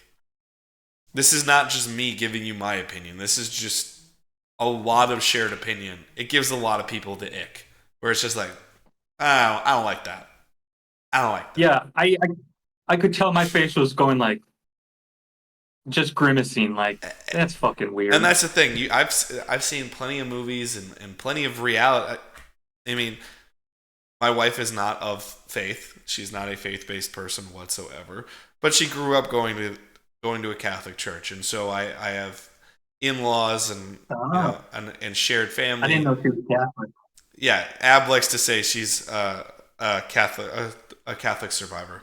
Um, so so she survived the Catholic faith and Catholic school, but with family that still has ties to it, they don't ask us anymore. But back in the day, it used to be a real like, can you please come to Christmas Eve Mass? Can you please come to, if we're Yeah, around for Easter or even Thanksgiving? It was like, oh, you guys please come. And I was like, first of I'll all, give if you want to I'll believe your give our God is real, you are looking for a lightning bolt to hit this church real fast, if I'm in it. Second of yeah, all, like our parents weren't perfect, but I'll give them that. They never forced that shit on us, which no. I'm so thankful for. So they let us explore, and I went through my exploratory faith process, and quickly found Which out afterwards, holy fuck, that is not how I am, and that's not who I want to be. which I judged you heavily for. And you deserve to, because I was not myself. I was not myself when I was going through that Hey, do you phase. remember that time I drew Jesus as a penis and you got really mad at me? That should probably I should probably add some context that I used to draw Jesus in funny ways, like Jesus as a football player, Jesus as like an astronaut, and Yeah. then one time I drew him as a penis, and you got mad. It just wasn't the image that we should be looking for as good members of the faith. But now, I as someone, disagree. and then as someone who, I think what I really enjoy about this is, if we're like really taking the pieces of this film and zooming out to tie everything we're talking about together in this last 5 minutes, is that in no way, shape, or form is the Catholic Church glorified in this film. It's always No, looked as, definitely not. at best, pseudoscience, and at worst, cult like behavior. And even the main character of the Catholic faith that's here is constantly going, Yeah, this doesn't seem right. This doesn't seem right. yeah, This that's a doesn't really seem good right. point. That it's never glorified. Yeah, And I think, just even given the context now, outside of the movie, what we were just talking about, is that faith, this movie really illustrates how when people are clearly lost and they're just looking for something, faith either fills that void, or faith can be very predatory to force someone to fill that void and become something that they're not. yeah, that's a really good point. Yeah, And as someone who personally went through their teenage years just feeling lost and trying to be a better person and thinking religion is a way to be a better person, yeah, and then having like a good 6 months ish time where I was very much not myself, very much trying to be somebody different, and then realizing how fucked it was that I wasn't the same person, and seeing my younger brother and other friends just go like, what the fuck are you doing?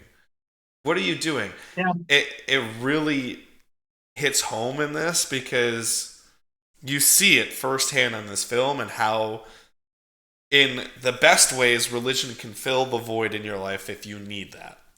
In the worst ways, religion, specifically the Catholic faith, very much can be predatory and go, yeah, you're lost, you need help, and we're the only ones that can help you. yeah. That's the exact word I would use is predatory. Yeah, And so you feel that throughout this film. You're always. I love how Karras is always uneasy. He never looks comfortable in a religious setting. He always looks uneasy. That is a tremendous. yeah, If you wanted to write your film analysis paper for college, that would be the topic I would choose from The Exorcist. Is how the relationship this movie plays with the unease of religion. yeah. And then you have to fathom that this is all coming from an actor whose first credit is this movie. Yeah, That's yeah. it's insane. I mean, I wouldn't be shocked. I don't know anything about him other than this film. But The only thing I've seen him in is this. and Exorcist 3. There you go. How the fuck is he in Exorcist 3? Flashback or? No, it makes sense in the movie. I don't want to spoil it, but it does make sense. It's not like he randomly comes back from the I dead was or about to anything. say, how the fuck? What the fuck are we doing here? Yeah, Because I would not be shocked if in his own personal life he dealt with something like this because it's yeah, so authentic and it's something that there is a thing about it that I'm just speaking from a personal standpoint. Beyond the fact that I feel I very much had a predatory religious experience where someone saw a moment of guilt and weakness in me and sprung into action and was like, we're going to help you. We're going to save you. You just need to do X, Y, yeah, and Z. And seeing that, I would not be shocked if he had a similar experience in life because it's so authentic to be like, yeah, I could be completely wrong. He might just be that phenomenal of an actor in this piece, but yeah. I don't know. it's a very shared experience, especially on the East Coast at that time. And he says he's from New York, and he's clearly Italian, so that really goes into the Catholic stereotype a little bit, or the Roman Catholic Yeah, stereotype. So there's something to that, and it's very strange and realistic. yeah. I just wanted to shout out quick the writing in the scene where they're discussing Father Marin. That just study that scene and you'll understand how to write exposition because they're not just outright stating things about the character. They're revealing stuff about the character through disagreement, through argument. Yeah, Like he's saying, "Isn't he too old?" And then the guy says, "Well, he's pretty much the only person who has experience." Like, so you understand stuff about the character, and it's not, you know, shoving it down your fucking throat. yeah. Here's my baseball card of achievements. It's very much Yeah. it's Yes. very much we go through and we see how why he is the one that's chosen, why he has to be there. I do love the fact that it's such pseudoscience bullshit, even in the Catholic faith, that the first is, well, I don't think it could hurt if he was the assistant, talking about Yeah. Karis, and you're like, No experience at all. hold on. So this is one of the most taboo things in your church, something that you spent literal centuries trying to distance yourself from. And your best thought process is, we're going to bring in an expert, but I'm sure it couldn't hurt if he was around. He can't do any harm. And you're like, fuck. So And then it's wild. from yeah, from there you get like what top 20 of most iconic shots in movies ever. Yeah. Like it is so recognizable that shot. It's a beautiful, from the moment Von Sydow is back on screen, shit's real. And there's Yeah, just so much, even them putting on all the garments and all the overcloth and everything, it's just tense. You're like, how the fuck yeah, is this going to go? And I love the fact that the mom, Chris, she's not present for any of it. They're just like, you yeah. can't do anything. Most of the You sit there most of the helplessly. climax, yeah, And I love that because it's very much, you are not prepared for what's going to happen. I'm not prepared for what's going to happen. yeah, Old man theoretically is from a time he did it in yeah. Africa over a decade ago. But And pretty much all he says to Karis is like, "Don't engage it." yeah, don't listen, don't engage it, don't say anything except the things I tell you to say.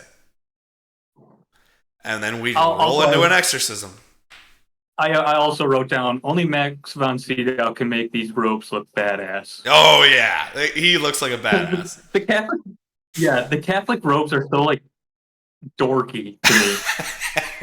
Like they just look like giant dorks. Like people like cosplaying as wizards and stuff. Yeah, it is funny to hear people of religion belittle cosplay and belittle fantasy, and I'm like, Yeah, that's exactly what you do every Sunday. do you understand how performative your clothing looks? How performative your Yeah, actions are? That it's no different on some levels to say, are we sure about this one, guys? We sure we want to go down this rabbit hole? Because I don't think you're going to yeah. like the answer that you get. But it is fun and wild to see that he just looks awesome. And the makeup job on him is great. Yeah, he. Um, I don't think they won the Oscar for makeup, which is actually really surprising to me. I'm pretty sure they only won for adapted screenplay and sound.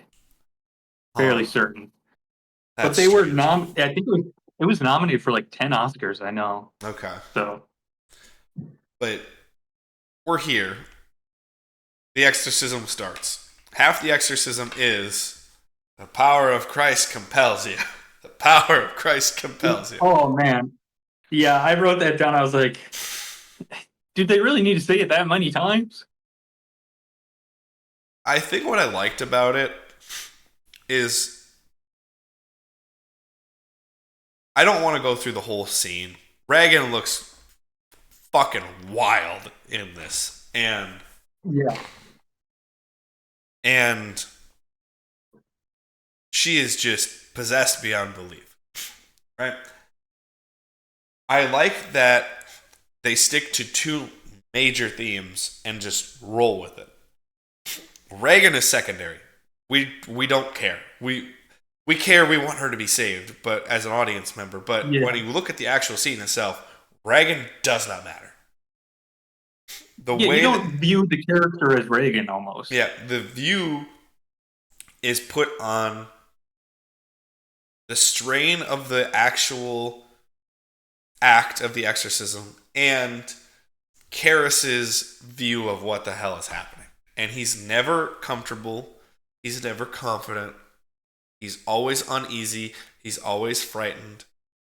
And I think it sticks really well with that themes of failing religion that we were talking about, is that it's just repetitive nonsense. It's Yeah. just holy water, cross,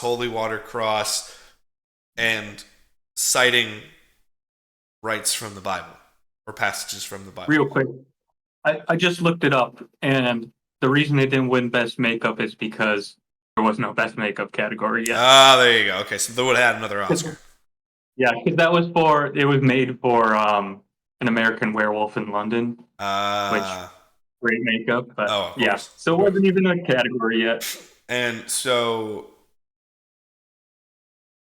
I love the fact that I really like the fact that they just repeat themselves. Because at first I did have that, like, it's a little heavy handed on the power of Christ compels you. But then I go, wait, no, this is clearly not working. This is clearly failing. And even against a demon or the devil that, or a demon or the devil who's weak to holy water and weak to the words of God and weak to all this other shit, it's clearly not working. And I love that No, yeah, because it's just or showing this shit or is things they ridiculous. yeah, or things they do to protect Reagan are actually hurting her. Yeah. Like the holy water is like literally cutting her skin. Yeah. Yeah, and I that scene is another great example of a climax where everything keeps building on each other. Yeah. Like the bed is shaking. She's talking all her shit to the priest, and then the bed starts lifting, and then after that, her restraints start breaking, and she actually lifts off the bed, Yeah. which is another just great iconic shot. It's a great shot. And then they just go, let's take a break. Yeah, And then he's just like, dude, you tired? And yeah, they're exhausted. They're exhausted, and it's emotionally draining. You can tell how emotionally draining the scene is for them. And then they separate. They get the question, or Karis gets the question, is Reagan going to die? And he just goes, no. And, Oh, I love that moment. and then you come back up, and Monsita was like, please give me a moment. And what is he doing? Taking medication. What is that medication for? We don't know. I don't think it's important. He's an old dude. And then he walks in by himself. Karis walks in by himself, is listening to his mom speak to him, flips the fuck out. Monsita says, get out, ushers him out.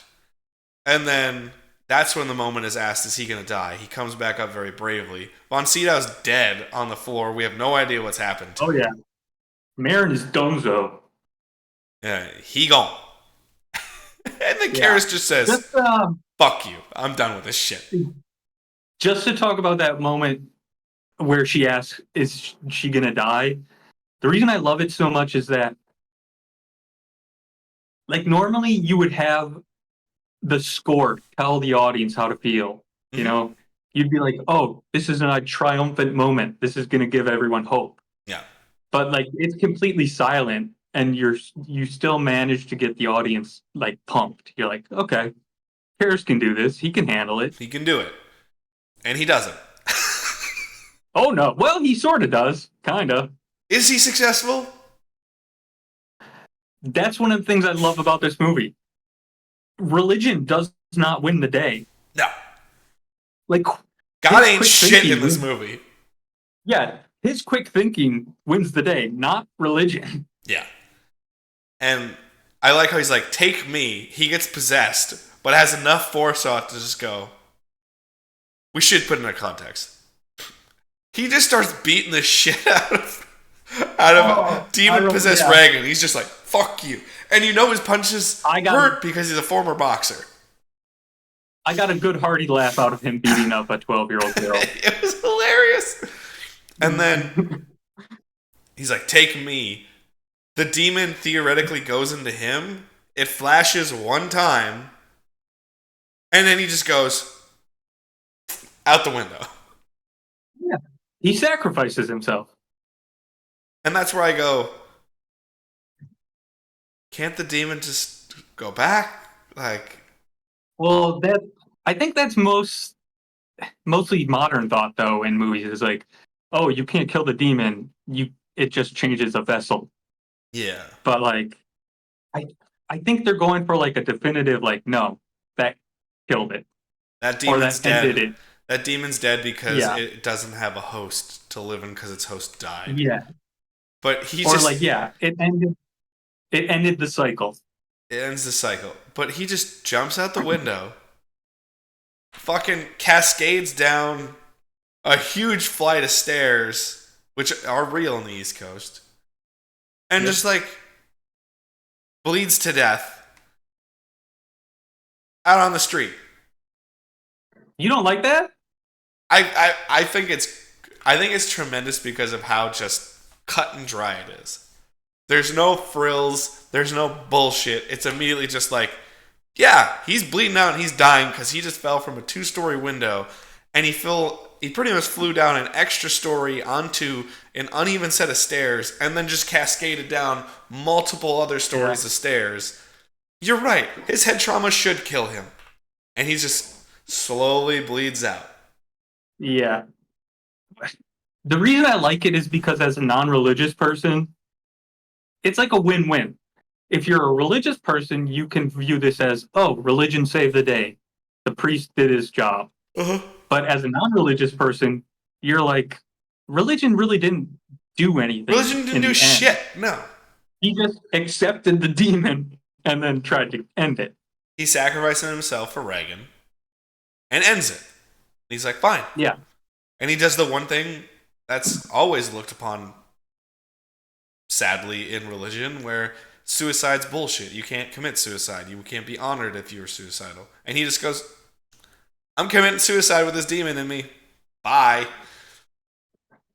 Yeah. And that's pretty much how the movie ends. Pretty much. I wrote down, This movie manages to make a fucking stairway iconic. Very much so.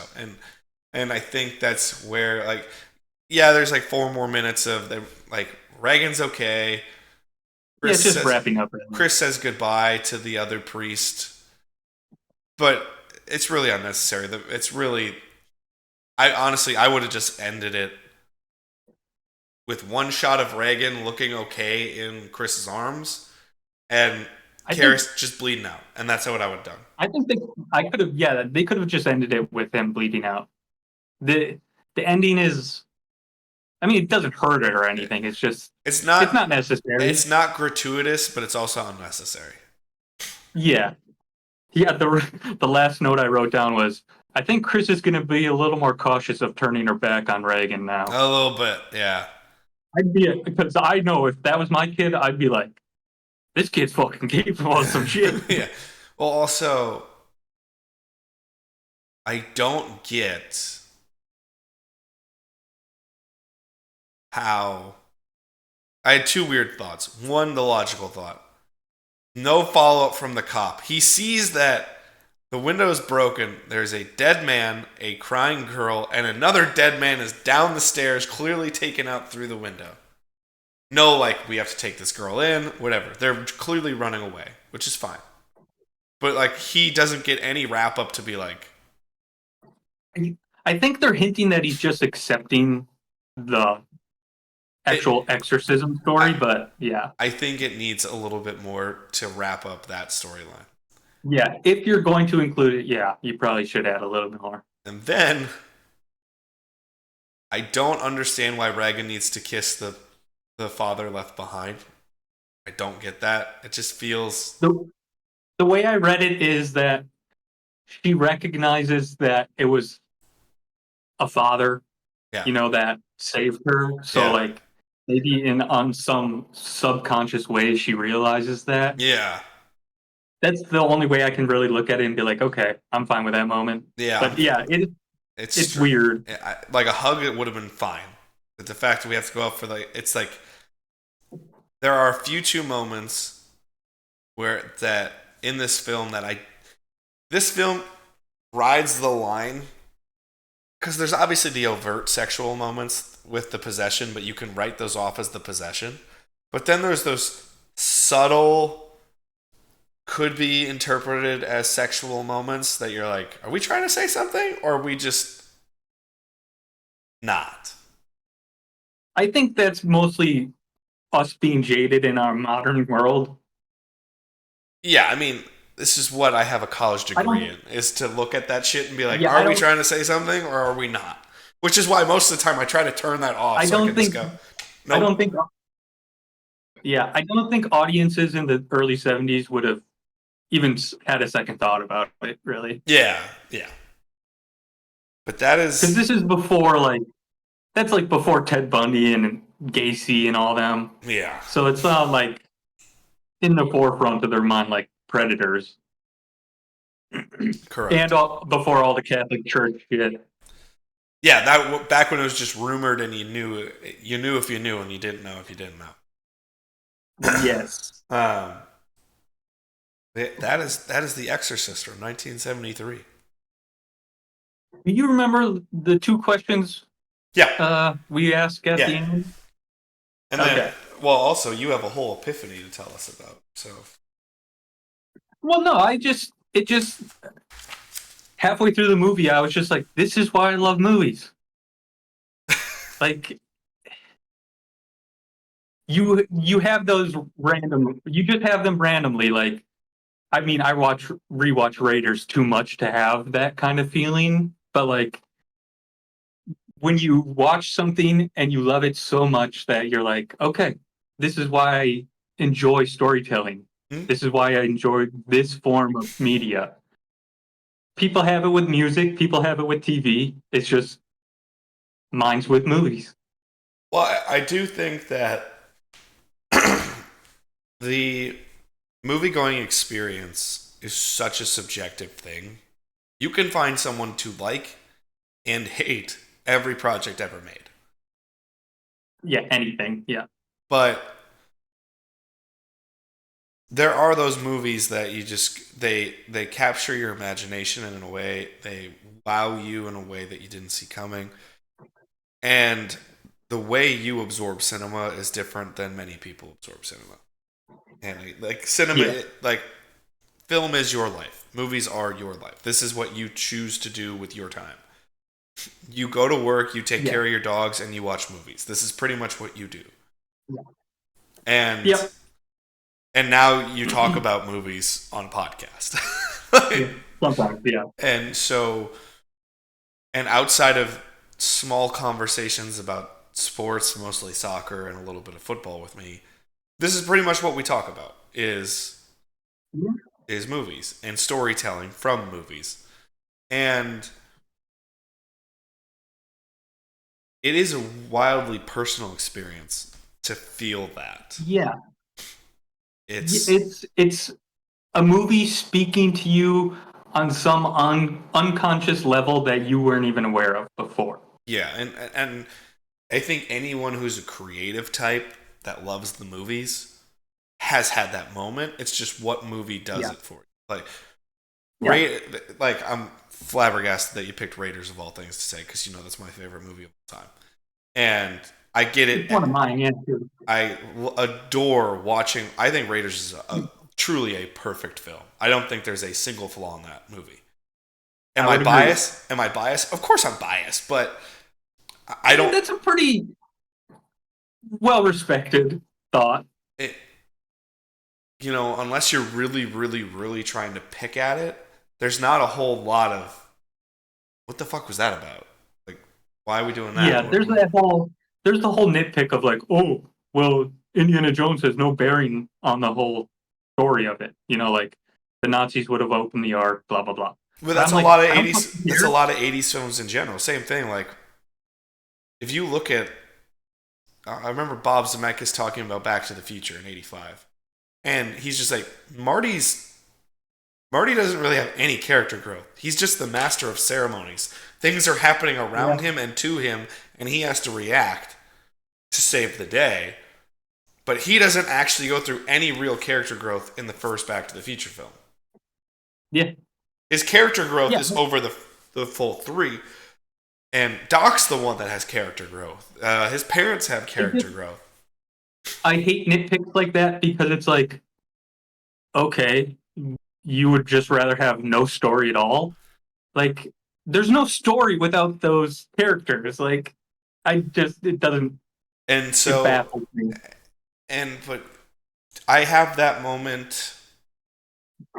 I've had that moment in Raiders where I just have a couple scenes where every time I watch it and I'm really into it and I'm not just playing it to feel better and distract myself. When I really watch Raiders, I always have that like, God, fucking, this is why I fucking love the movies. This is why I Yeah. love this medium. Um, I have it in Tucker and Dale, honestly. It's probably my second favorite film of all time. I just rewatched Top Gun Maverick a couple days ago. I, as I said, I think on our last podcast, I'm now retired from childcare theoretically. I had my big last day, and it was very emotional because it was 20 years of my life kind of coming to an end, and a period of life on the East Coast coming to an end, and a whole lot of stuff. And I just was like, I can't deal with new shit right now. I just need to deal with comfort. And still in Top Gun Maverick, I had like, this is why I fucking love the movies. I'm Yeah. emotionally drained. I have cried for 5.5 hours off and on that entire day.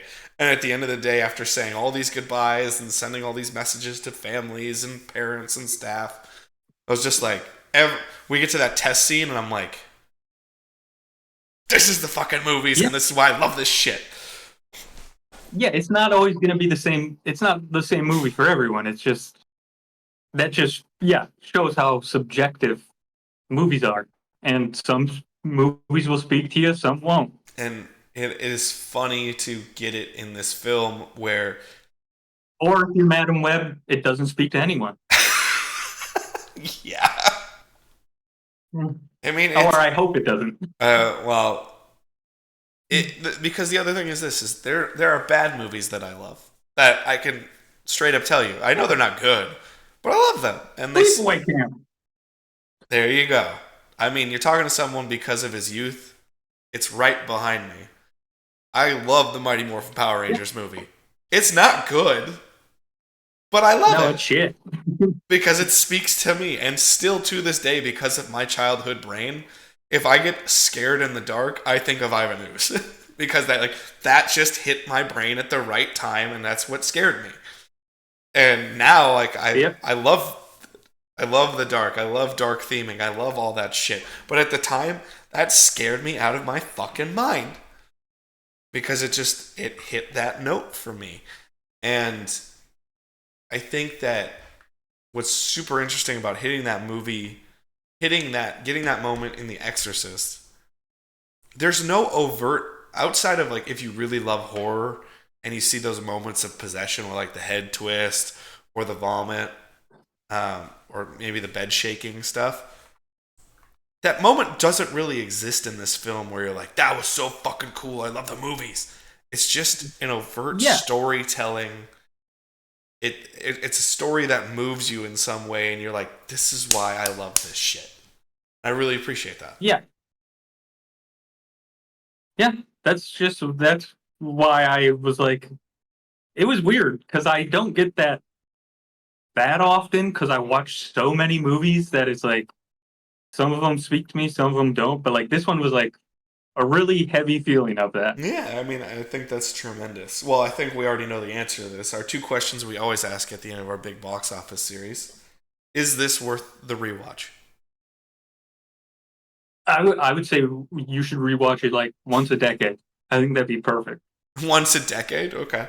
I mean, I rewatch 'Cause, shit like, constantly, so no, but I'm saying like there's those movies that you kind of want to forget parts of it, you know, you and protect it. that's how I You yeah protect that's it. how I view this movie.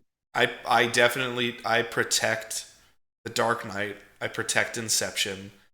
Raiders, I now do it. Where there was a time I could watch Raiders on repeat every day, like 5 times, and would have been fine. And now I kind of like I really pick and choose my spots to watch Raiders because I want to protect it. Yeah, I don't ever want to be in the mindset of I don't know, just throw a movie on and pick one of those. I have those movies that are my comfort movies that I've watched the movie Accepted 78 times because it's an easy 90 minutes of I like this movie. Just yeah, throw it on. I can draw to it. it's enjoyable. I enjoy it, but I can draw to it. I can write to it. I can work through it. Like whatever. But if there's those movies you need to protect because you're like they deserve my undivided attention, and if anyone or anything takes it away from this, I will be upset. So I watch Yeah, Inception once every 5, 6 years. I watch The Dark yeah, Knight once every 5, 6 years and that's enough. Yeah, because I don't want to. Whereas, like, I can watch The Dark Knight Rises every like 6 months to a year because I love it. It hits different notes for me, but I don't feel the need to protect it the way I do The Dark Knight. yeah. And it's just an interesting dichotomy that some people that are moviegoers such So as ourselves do. so you would agree it's worth a rewatch, Yes, the thing about it is or I should say, is it worth a watch? Some people haven't seen it. it's absolutely worth a watch. I think that this is a movie that ages in your mind really, really well. Because I think if you are someone who cannot or does not like doing the analysis of a film, I think you could easily go, those are fine. I think you can easily do that. Yeah, I think if you're watching this as a teenager with friends and stuff, you're gonna get absolutely nothing from this movie. You're gonna be bored. You're gonna be bored, and you're gonna go, Yeah, so and it's probably gonna be kind of laughable at times, yeah, probably. But I yeah, think as you age, the movie ages better. because you understand the character depth and the dichotomy a lot more. You Yeah, understand why there is so much tension. You understand when you start going through moments of fear in your own life, start going through moments of doubt in your own life, you understand it a lot more. Whereas a teenager, most of the time, you're going. Teenagers that watch this movie are of two ilk, maybe three, but they're the crazy film fanatic teenager that says, I have to devour every great piece of film ever, which both you and I had. We just went through it about at different angles. Where I attacked the Yeah. 80s. I love 80s films, so I just attacked the 80s. And I said, I need to track down as many 80s films as possible to watch. Two, you're a huge horror fan and you've been told your entire life, yo, the exorcism, horror, horror, horror, horror. And by a modern horror fan going to watch this, you're going to probably be disappointed. Yeah, I think the whole moniker of the scariest movie ever made, that's actually kind of like a disadvantage to the movie It's a detriment. nowadays. It's a detriment. Yeah. And then the third is the person who's brought along with those two people. And you're just like, Yeah. well, I've heard the exorcism's important, so I'll watch it with you. Yeah. And those people are probably not going to garner anything, or 1 out of 100 of them are going to go see the brilliance, and it's going to inspire them to be film people. Yes. And I would say, no matter what, it's worth a watch for sure. And I wouldn't be shocked if someone didn't get anything from it and just went, okay, that's 2 hours. Cool. Yeah. I think at the very least, you can tell the characters are well written and well acted. Yeah. And the performances are tremendous. Atmosphere, tremendous. Tone is set right off the bat. I really love the use of the theme. It's not used. Tubular Bells. Yeah, we didn't even mention it. It's not used that much. No, I think it's used once. And it's not even in a important moment, really. It's just her walking.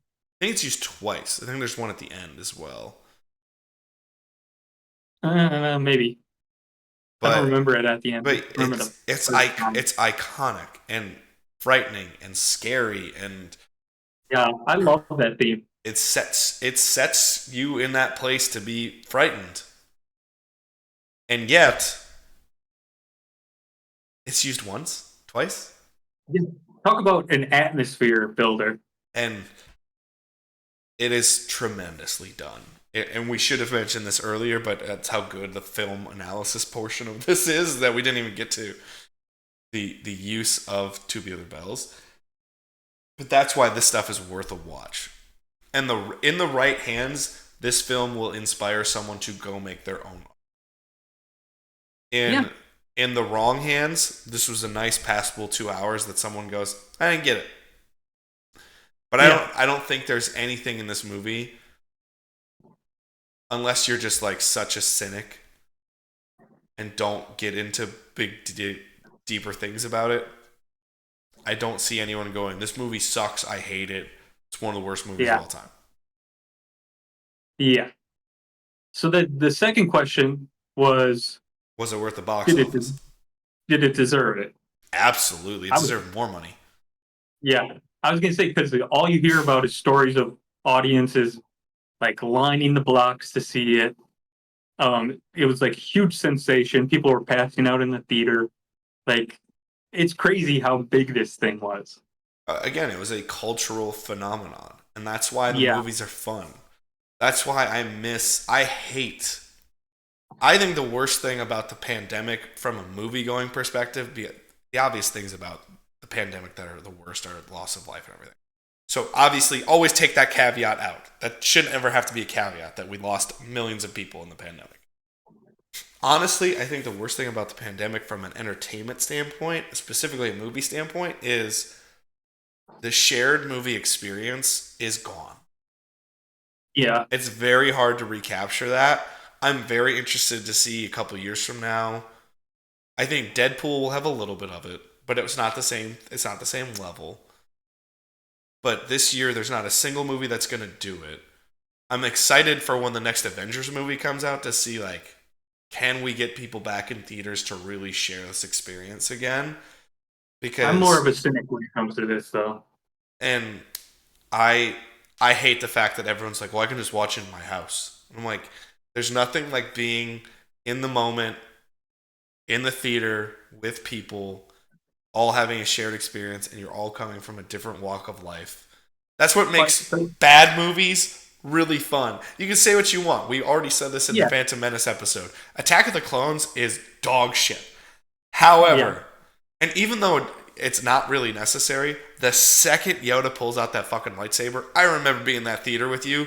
That was one of the coolest moments yeah. ever. And everyone lost their fucking mind in that theater because it was fun and it was cool. But there's no denying that there's a total shift in audiences nowadays. Yeah. Like people cannot stay focused for more than 5 minutes without checking their phone. Like literally, the last time I went to the theater was probably 2 years ago, and that's when I saw Jaws, uh, a re-release of Jaws, and there was only like five other people in the theater, all teenagers, and they literally would not shut up, and they couldn't stay off their phone. So I just literally left, and I was like, you know what? Movie theaters are a thing of the past for me. And that's so sad because that was your happiest place in life. Yeah. Well, now I have a hundred inch screen, so I'm fine with I it. was gonna say you've built your own home theater essentially, so Yeah. you have helped yourself and saved yourself. But it's really sad that that experience is taken away from Yeah. you There's definitely because, times when you miss it. Yeah. and that's where I think I it was really fun going to see No Time to Die with people. It was really fun being in the theater for Top Gun. Being in Top Gun, I lost my mind out of Yeah. sheer happiness. And yes, the original Top Gun is one of my absolute favorites. I love Top Gun and Maverick even more. It is legitimately one of my five favorite films of all time. But it was just the shared experience of seeing other people that I could tell Top Gun wasn't their favorite thing, and still they were like, this is so much fun to be around other people to watch this Yeah. and to do it. And that's where this movie was worth every single penny and more in the box office because it gave people that moment to have that shared experience, and especially in a very different way. This isn't a high drama. This isn't high fantasy. This isn't the action movie of the time. This is a horror film Well, that doesn't rely on a lot of horror gimmicks either. yeah, and this is one of the things you really realize when I did my research for the top box office hits is just the difference in not just genre, but like complete tones are different when you shift from the 30s, 40s, 50s, and then you get into the 80s where you get like pure genre films. Mm-hmm. And it becomes much more of a popcorn event than it does a true like I don't want to say cinema, but like it's kind of that. I try not to use the word cinema too because it feels so artsy fartsy bullshit Yeah, sometimes. And you're like, but there's parts I agree with where it's like Martin Scorsese says Marvel is not cinema, and I'm like I kind of agree actually. yeah, and then you have the George Lucases of the world. Cinema is moving pictures. Ergo, every movie is cinema. And I'm like, Yeah, thanks, George. and I think the Appreciate you. difference is audiences were much more willing to devour less like mainstream things. Like nowadays, all these movies would be moderate box office hits, probably. Yeah, and they'd have to be timed right. They'd have to have less competition near them. The Exorcism, Yeah, if released today, The Exorcism is not. I don't want to say not special because that's not fair. Because it inspires 50 years of film after it. However, if you just look at strictly what is in the film, this probably gets reviewed as high moments of horror in an otherwise boring film of 2 hours. Because a modern nowadays, yeah, audience because a modern audience can't handle pacing of this film. They can't handle the very, very minimal exposition in this film. And they're immediately going to go, well, why this, why this? And part of that is the audience is more sophisticated. And in other ways, the audience is also the most barbaric it's ever been. Yeah, I was going to say they need a lot more spoon fed for some audiences now. Yeah, and that's where Obviously, there's always going to be people who are willing to sit and just accept the story that's being told to them. yeah, But there's always the opposite. there's always the opposite. But I think to answer your question as definitively as possible, it's worth every single penny at the box office and deserves more. This is a film that Yeah, in discussion I went from there's some pieces to yeah, Dylan's right. This movie's fucking great. yeah, especially when you take in the historical aspect of it. Yeah, This is a movie that if you tell a story of this magnitude, you have to feel pride about it. You can't yeah, sit back and say, "Oh, well this wasn't right or that wasn't whatever." You have to just sit back and go, "I did something of great worth to humanity and from a storytelling perspective. I should yeah, feel pride about this." yeah. And then you also have to throw in the aspect of the director's a huge fucking asshole. He's huge dick. And then again opens up the can of worms of when do we stop viewing art as the artist and when do we just start viewing Yeah, it as the art? And so, but that's a whole another can of worms. So yeah. now, as we So prepare, I was gonna are say, we doing random? yeah. So we are gonna go. We already know what our next episode is, and I will tell the audience right now what it is. Get us. We're gonna do a random movie poll of what is the next movie for our big box office series. So as we prepare, next episode of the ONETA Movie Show, we are going to be doing another crossover with the ONETA Show as we are doing we're going to continue the cult classic series. And as announced already, we have picked a modern favorite of mine, Lisa Frankenstein, which I'm very excited to watch. We just had one of our friends watch it again. So I'm going to have to rewatch it after I just watched it like 2 days ago. 'Cause I was taking Still notes. haven't watched it. I was taking notes, but I also was like having discussion and like other stuff. So I was like, ah. So we're gonna be watching Lisa Frankenstein as part of the crossover with the ONETA Show for our next episode of the ONETA Movie Show. However, after that, we're gonna be following it up with another big box office series movie. What year are we going to now? All right, 1 second. We got 1982. All right, let us know where are we going here, friend. We're going to E.T., the extraterrestrial. Fuck yeah, we got some Spielberg, baby. Yeah. Going to Spielberg. I'm so fucking excited now. I'm so happy now. Just to hint, I'm assuming you've seen E.T.? Yes, I have. Okay. I've watched it many, many times, and I like it a lot. No shit. You are. If you had a religious figure, Steven Spielberg would probably be it. Mm-hmm. You worship at the altar of Steven 100%. Spielberg. Yeah. I, Greatest director of all time. there's not really an argument for that. So, there's not even a modern director that comes close to Spielberg. And No. Scorsese's probably the closest. and the only director I think that even makes movies that you could say like, oh, that's a so and so movie is Christopher Nolan, but he's Yeah. not, and he's the closest thing modern cinema has to Spielberg, but he's distinctly Christopher Nolan. But even still, Yeah. I love every Christopher Nolan movie I've ever seen. I've seen almost all of them. I think there's two I haven't seen. However, Spielberg, baby. Yeah.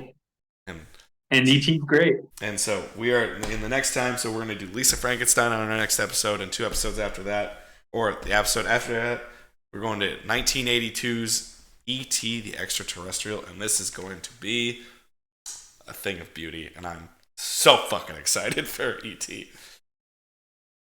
Well, that is going to do it for the end of our show. If you liked what you saw, liked what you listened to, like, comment, subscribe for more. Hit that notification bell on YouTube. Leave us a star review on Spotify. If you want to continue to support us, go over to the Etsy shop, ptecreative.etsy.com. Check out our socials. It'd be really cool if you could do that. There's more stuff coming now. Now that I'm retired, more content is coming out on a regular basis to a lot of our platforms, which is really fun and exciting for everybody else. But that is going to do it for here. For Dylan, for myself, peace out, friends. Go watch a good movie and enjoy your day. Peace, love, and hugs. Bye.